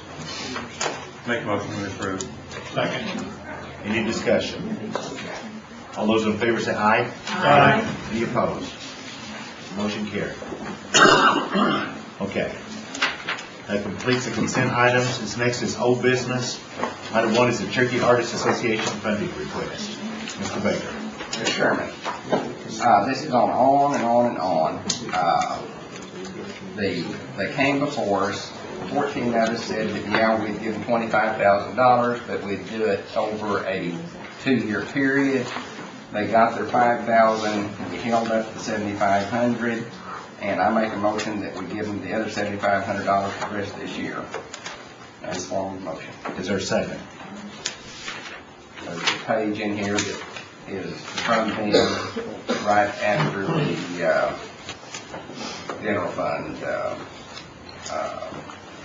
on the council items. But the 2-page request from them, and they've done, last time they said that they had been offered a free place down in the Court Mall, and they said it was mentioned to them, but it was never really offered to them. And they had already talked to us. They had already decided that they were going to make a go at it at the place that they're at now. They've got a gallery. They've had several events down there. They rent space at Claremore for the art shows up there. And, you know, we've all taken this oath that we're going to promote the heritage, culture, and language of the Cherokee Nation. And these artists are perpetuating that very culture that we've got. And they're, I just don't quite understand why we would go ahead and fund them. Second. Okay, motion's been made and seconded. Is there any, Ms. Watts? Thank you. Mr. Chair, I'd like to hear from Secretary Knight about, again, how much money we have expended on them and if maybe that space is still available to them at no cost. Do you have that available, Ms. Knight? I do not have my letter in front of me. I know that they've received at least one CAUTA grant. They applied for another CAUTA grant and were denied because of their board composition at the time. And since that time, my understanding is they've changed that, so they may be eligible again for that funding. And that we make donations to them, of course, every year. The donation we've made this year is $5,000, so that $5,000 has been paid. As far as the space goes, it's my understanding we haven't fully utilized the Court Mall, so that it probably is still an option, and I can check on that. And Melanie, yes.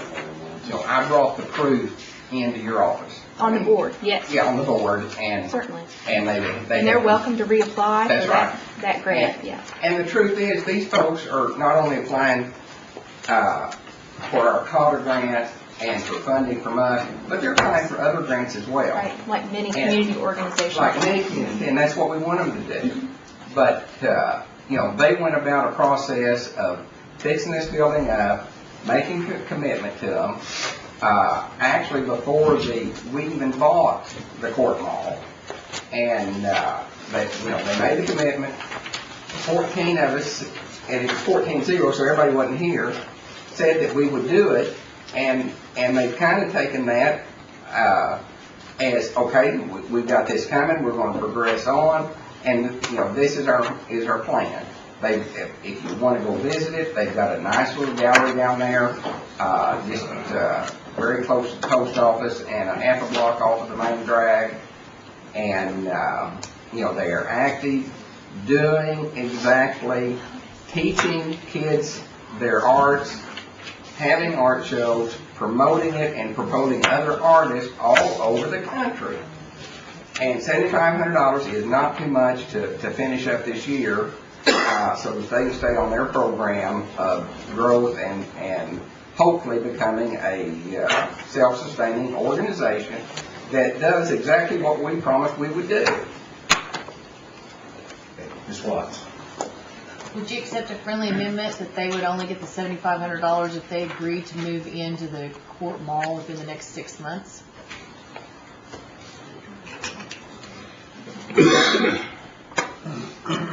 Why would they not want to be part of the central focus? I think they've signed a lease on this building, and I don't know what their arrangement is. I honestly do not know. I would agree to talk to them about it, encourage them, and see if we've really got a space for them. That's the thing is the space wasn't available, and it was really just said that, hey, we might have this, and if you guys would be interested, yada yada yada. It wasn't that here's 500 square foot remodeled, ready for you, or 800. It was never, got down to we got it. It was on a higher level than that of we could, there's a possibility, but it wasn't, it was never, an offer of acceptance or where they could just accept it and move in. And I'd be glad to talk to them about it, but I don't, I think we voted to give it to them. I think we ought to do what we said we'd do.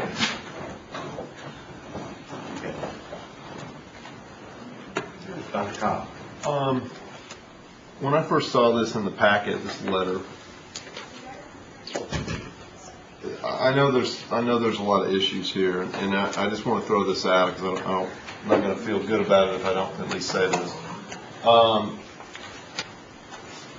All the semantics aside, everything aside, I finally just broke it down into its simplest construct, and I said, if I was a business person and I was on the other side of that, if I was Bill Glass and came to the council, and I have not looked at the notes, I haven't looked at the tape.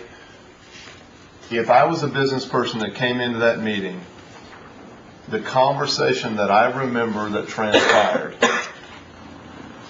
if I left that meeting, would I be under the impression that the council had approved $25,000? And the answer to that is yes. And I don't know how everybody feels about it, it's going to vote, but in its simplest form, that's what I would have thought as a business person leaving that room. Now, I know there's a lot of other stuff going on, but that's what I would have thought when I left that room. So I wanted to throw that out.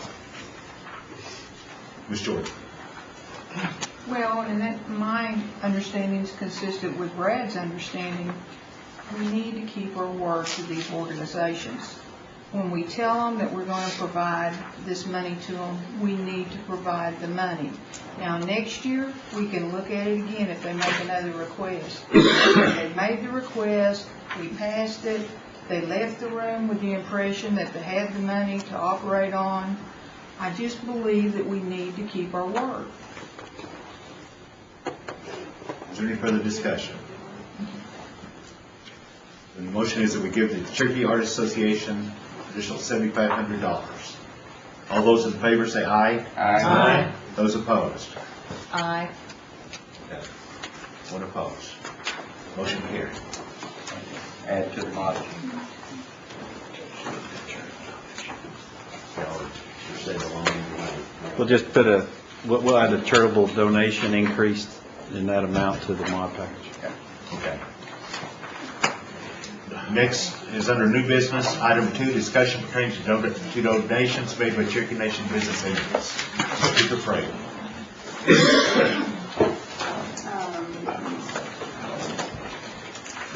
I know all of you will recall the $50,000 donation to the Obama Inauguration Committee. It took some of us by surprise, and so I asked CMB if they would develop a policy in regard to political donations and informing the tribal council as it relates to our business entities.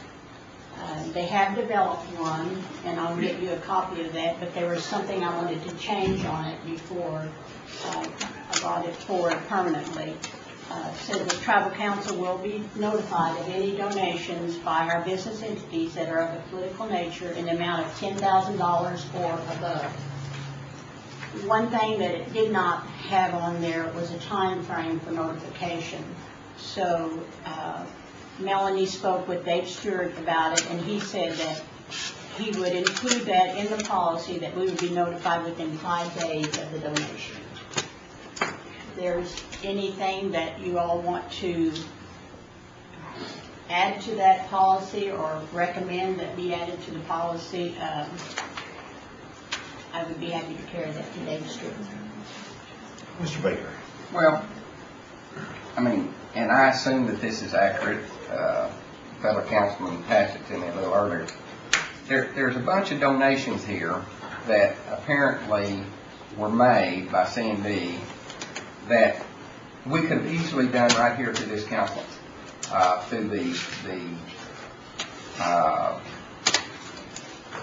system that we put in place several years ago. I mean, and I'm all for giving to the Democratic Party of Ohio, or the Pennsylvania Democratic Party, or the Democratic Party of Virginia, or the Missouri Democrat Party, or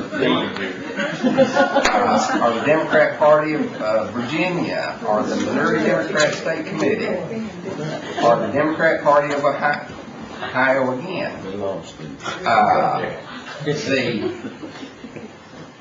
And you know, some of these are not huge sums of money, and if there was a need for the tribe to make those contributions, we had a system and we had the money that we had appropriated to make contributions.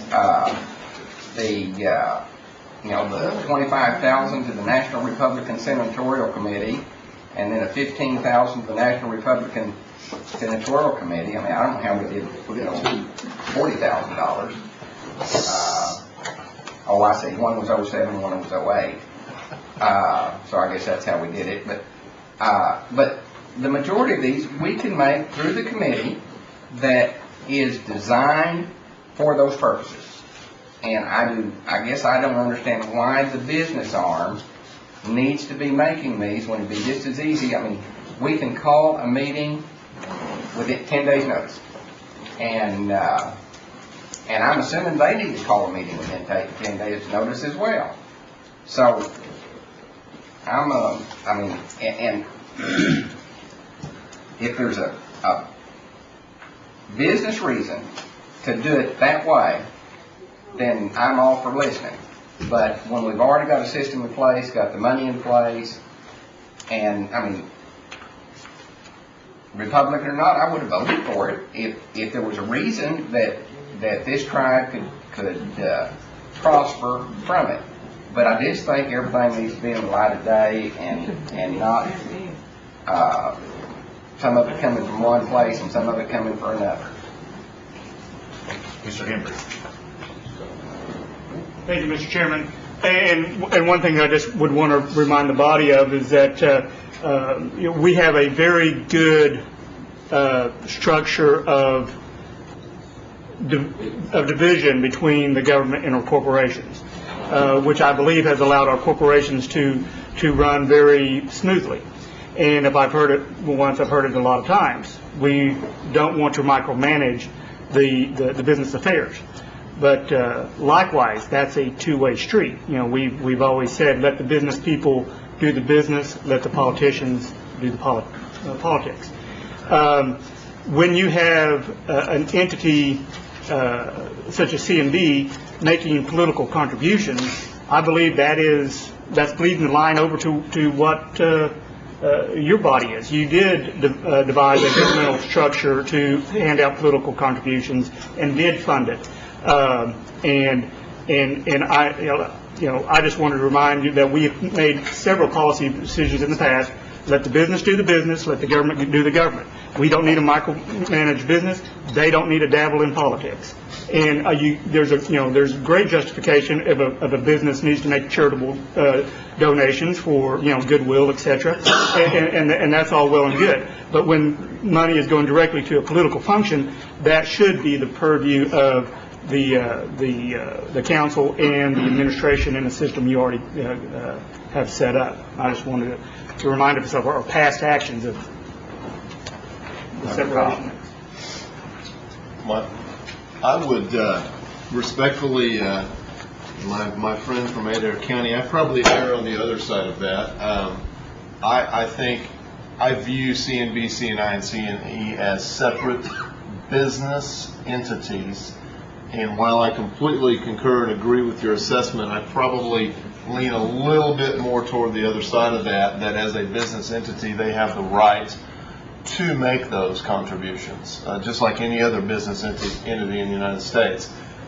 Where the clarification needs to come in is that, yes, we do have oversight of that, and so it is a little bit different.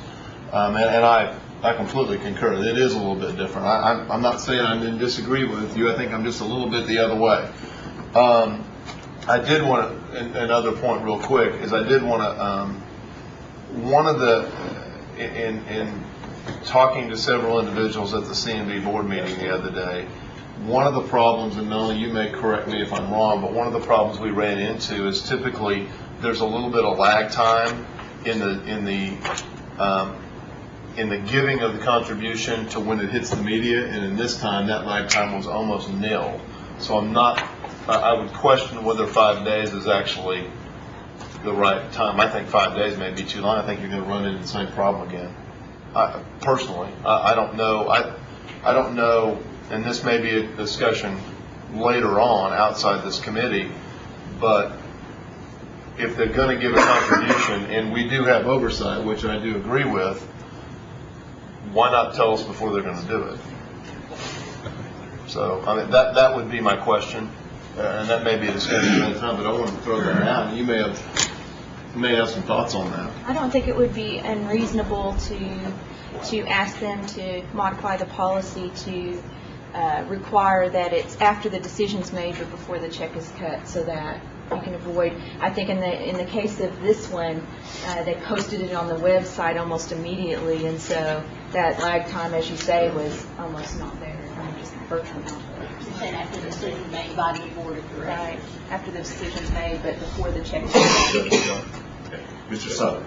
Yeah, I think my insight to this is that, I mean, as far as the charitable contributions, we not, within our organization, budget charitable contributions. And we kind of have an idea at the first of the fiscal period of which dollars are going to go towards this contribution, whether it's a charity or whether it's goodwill or whatnot. And I think in this case, it's the same thing. These things were somewhat budgeted, so this wasn't like it was a surprise to everyone. There were certain line items in the budget that existed, and I think some of that, what Mr. Stewart is doing by sharing some of that information, gives the council an opportunity to at least be mindful of just how much money is set aside in CNB's budget for these types of activities, unless they're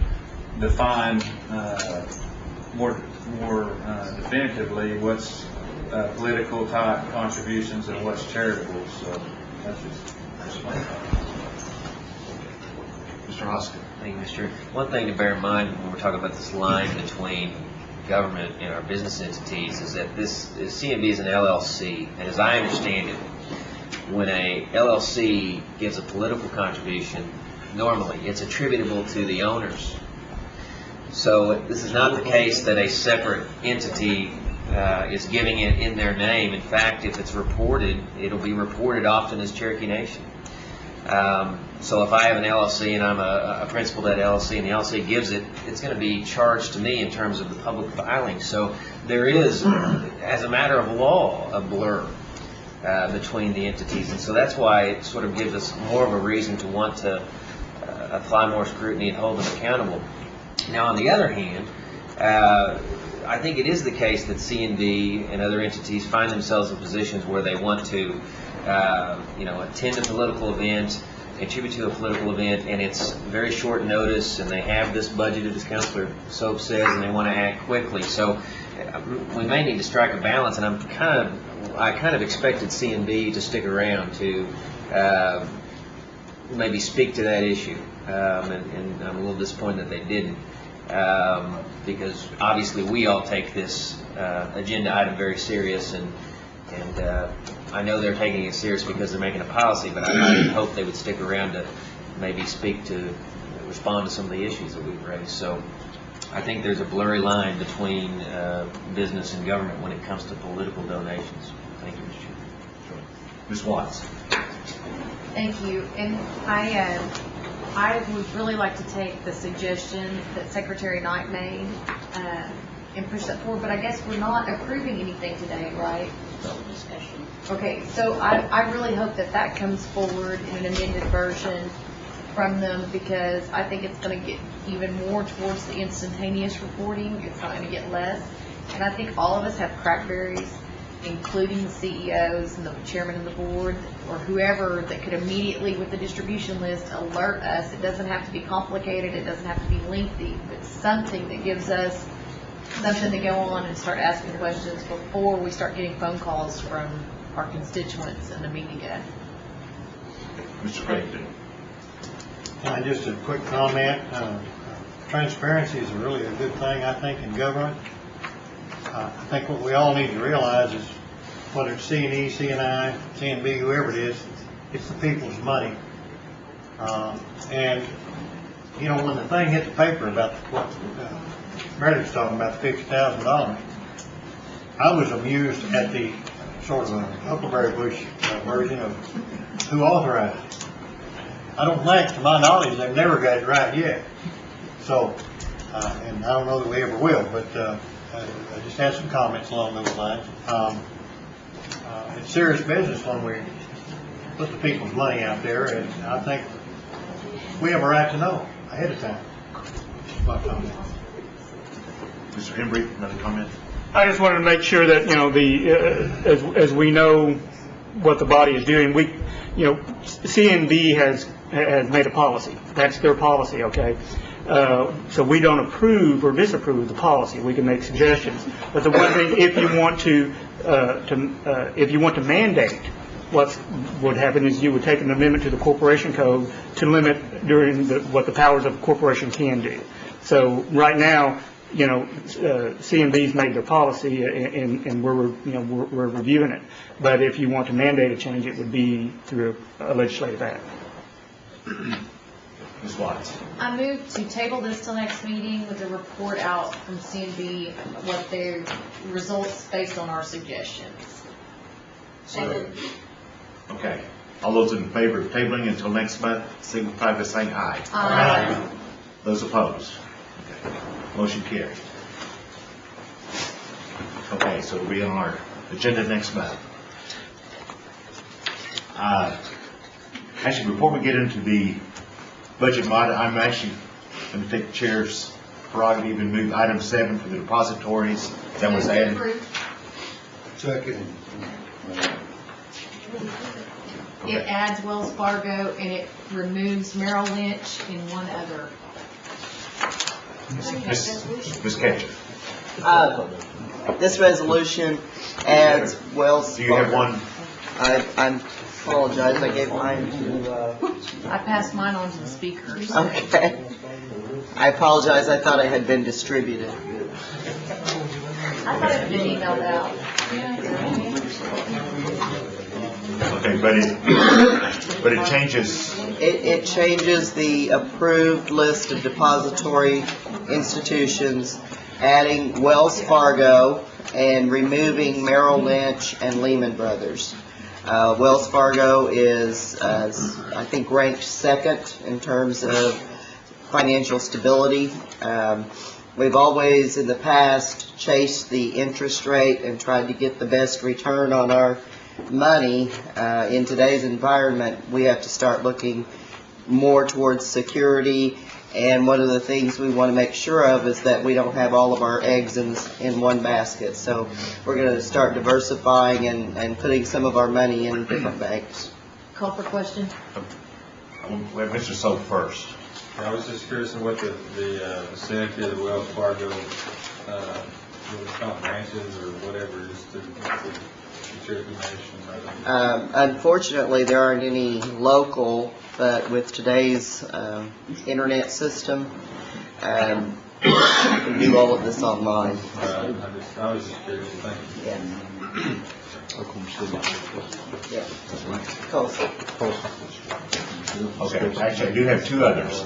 Then we'll call for the question. Ms. Fisher-Call. This is just formality. This is what you've been talking about for a while now.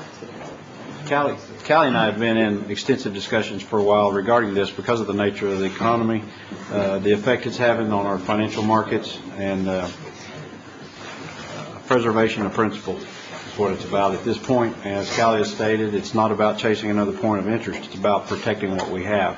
And that diversification effort of our holdings is going to be greatly enhanced when we can utilize the second strongest bank in our country, which was not on our depository list, to help distribute into safe areas.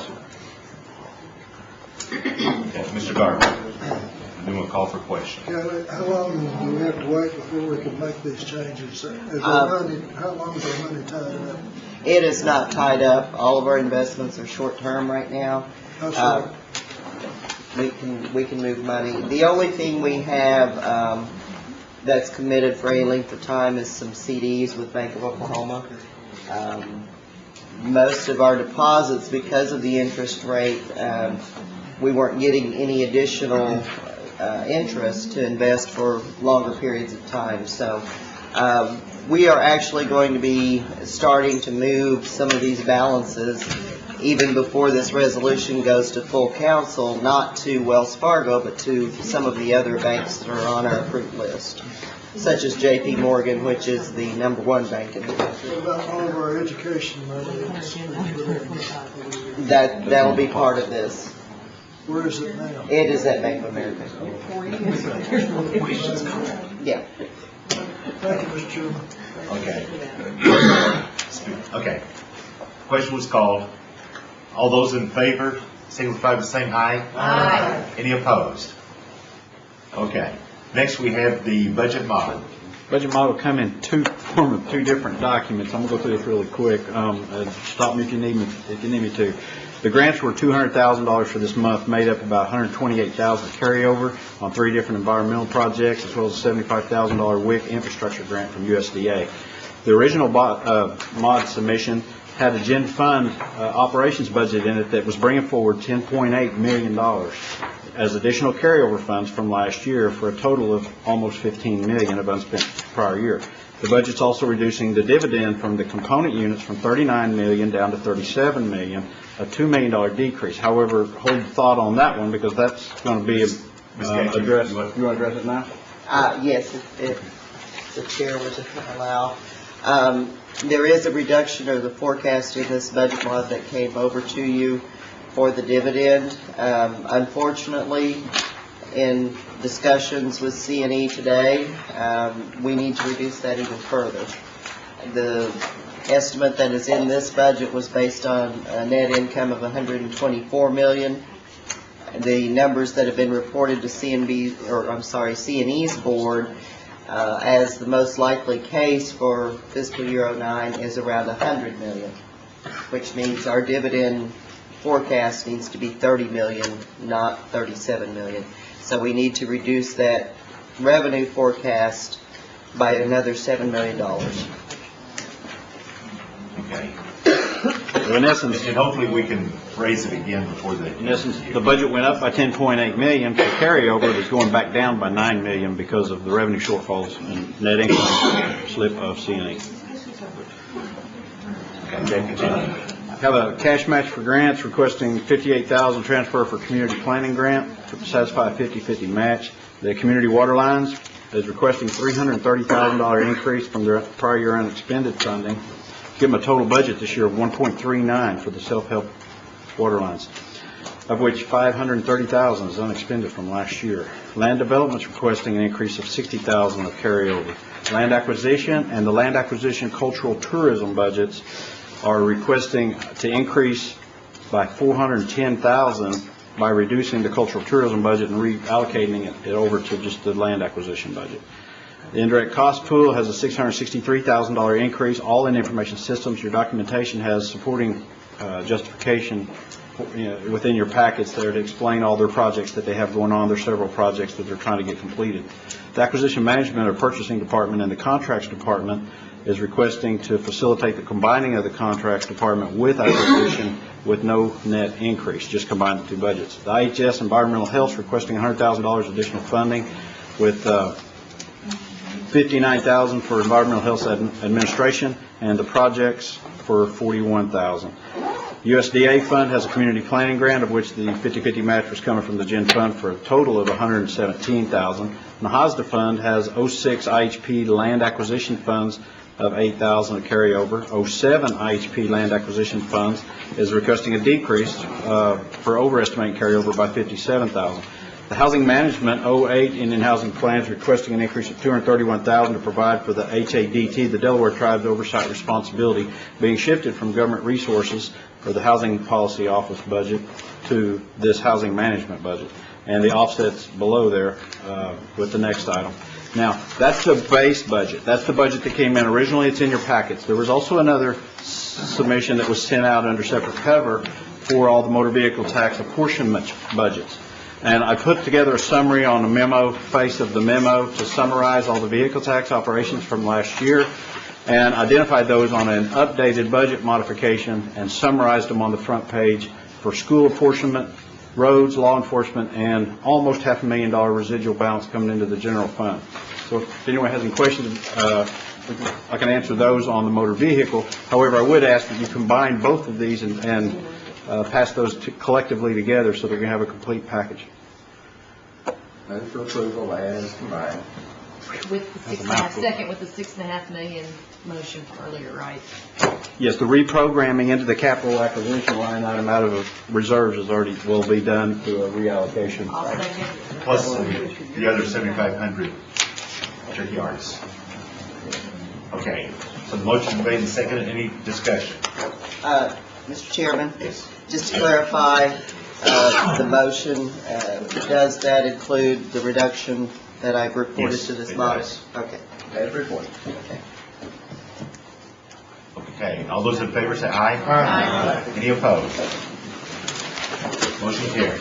One quick announcement. Yes. Third annual Cherokee Nation Science and Engineering Fair was moved to today because of the ice storm, and the kids will still be there. And there's a Stillwell person as the keynote, who is his PhD in mechanical chemical engineering. I think it's 6:30, and the awards will be given out shortly after at 7. At MSU on the second floor. Do I hear a motion? We adjourn. So moved. Second. All in favor say aye. Aye. We are adjourned.